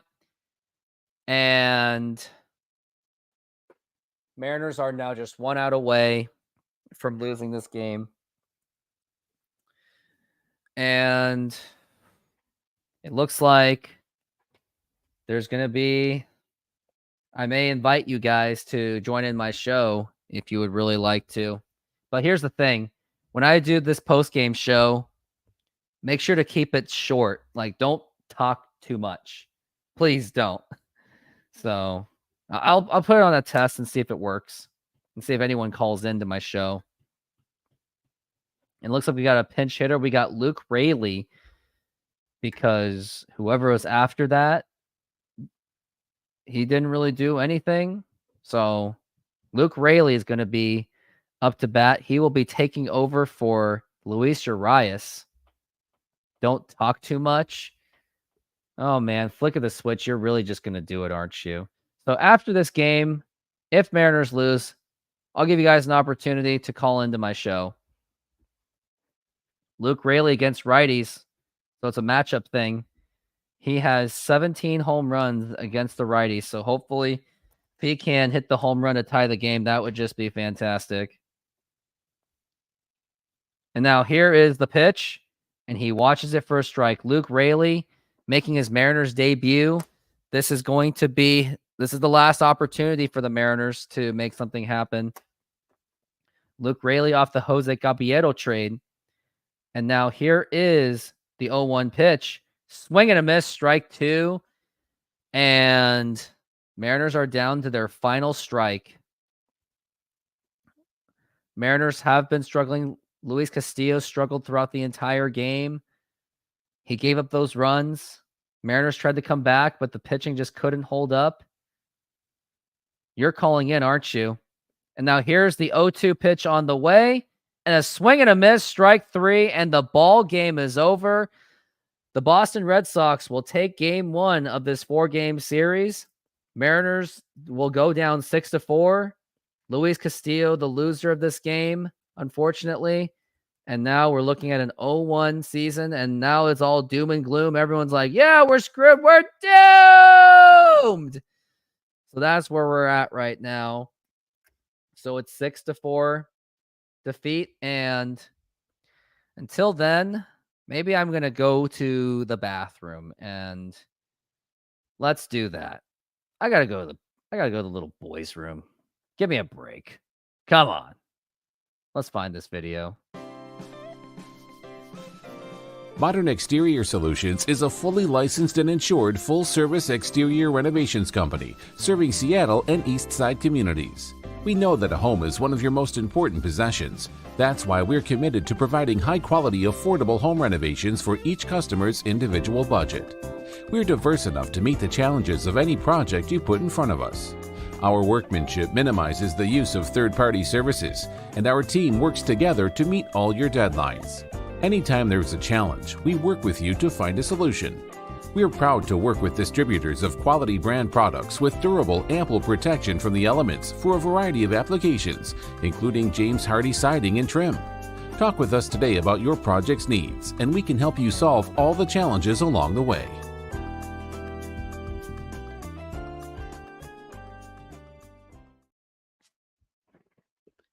And I got just back in time. All right, so yep, use that guy's promo code, or use my promo code, Modern Rooftop, to get $20 off of your first service if you're looking to get exterior changes or anything else like that. So we're going to start off with the post-game show, and I'm also, here is the opportunity to call into my show, and I will also invite you guys through the link. So go ahead and use that one. Here's that link. Go ahead. If you would like to call in, there's your opportunity. So the Mariners did fall to the Boston Red Sox 6-4. And it was Luis Castillo. He had 5 innings pitched, did not pitch very well. Gave up 6 hits, 4 earned runs, 5 strikeouts, and 2 walks. While Bello, 5 innings in, 5 hits, 2 earned runs, 2 strikeouts. I mean, he didn't strike out as much, but he got out of innings. And now here is how it all happened. First in the third inning, Devers hit a home run to left center field, which means Valdez also scored, made it 2-0. Then Rafaela grounded into a fielder's choice, and that made it a 3-0 game. And that was O'Neill that scored. He's the one that got hit in the head. And then it was in the fourth inning where Mitch Haniger hit his home run, made it 3-2, which gave some hope, and that gave some feeling of nostalgia that he would be the Mitch Haniger that we're hoping to have. And then Casas grounded into a fielder's choice, which was a nice diving attempt by Jorge Polanco, but it just could not make it into a double play, which is why they scored. Then Wong singled in the sixth inning where Rafaela scored. Dylan Moore made it a hopeful to make it 5-4, but then Tyler O'Neill seems to put it away with his fifth consecutive opening day home run to make it 6-4. And then, unfortunately, the rest was history. Jansen with the save, Bello with the win, Castillo with the loss. So that was unfortunate how it all went. And my takes on this is Castillo gives up home runs. That's the one thing he's got to do. He's a great pitcher, absolutely, but he cannot afford to keep giving up home runs. And that home run, whoever that was given up by, that was given up by Cody Bolton, who was part of the Pittsburgh Pirates. Especially, he was supposed to be a highly rated prospect, but hopefully he can bounce back from that. Austin Voth. So, like, they basically used, like, two of those pitchers. I wanted one of them to be Tyson Miller, but I'm not the one to make the decision. Taylor Saucedo, he gave up a run. So, Luis Castillo had a very difficult day. So, it all came down to, ironically, I mean, when you score like 4 runs, you would think that's an actual shoe-in for the Mariners, but then the pitching was just off with Luis Castillo giving up 4 earned runs. So this one's going to be on Castillo, especially when he gave up those big hits as well, and just bad defensive play by the Mariners. So not a good day, but hopefully for tomorrow that they'll be back. And let's take a look at the lineups. And my God, and J.P. Crawford went 0 for 4.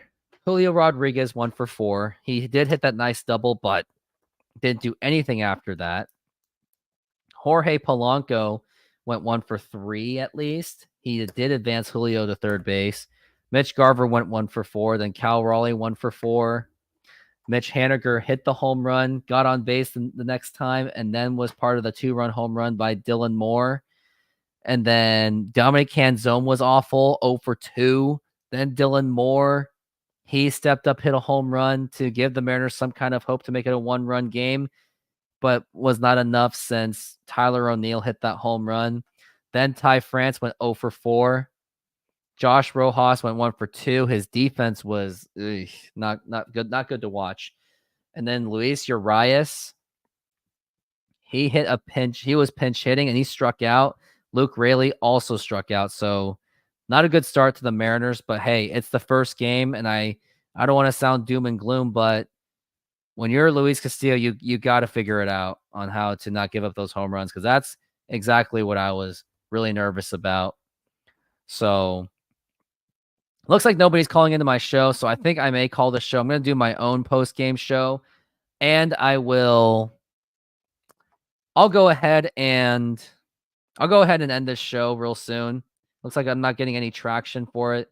So if you can, go ahead and donate to my channel as well. Make the donation. Use that QR code.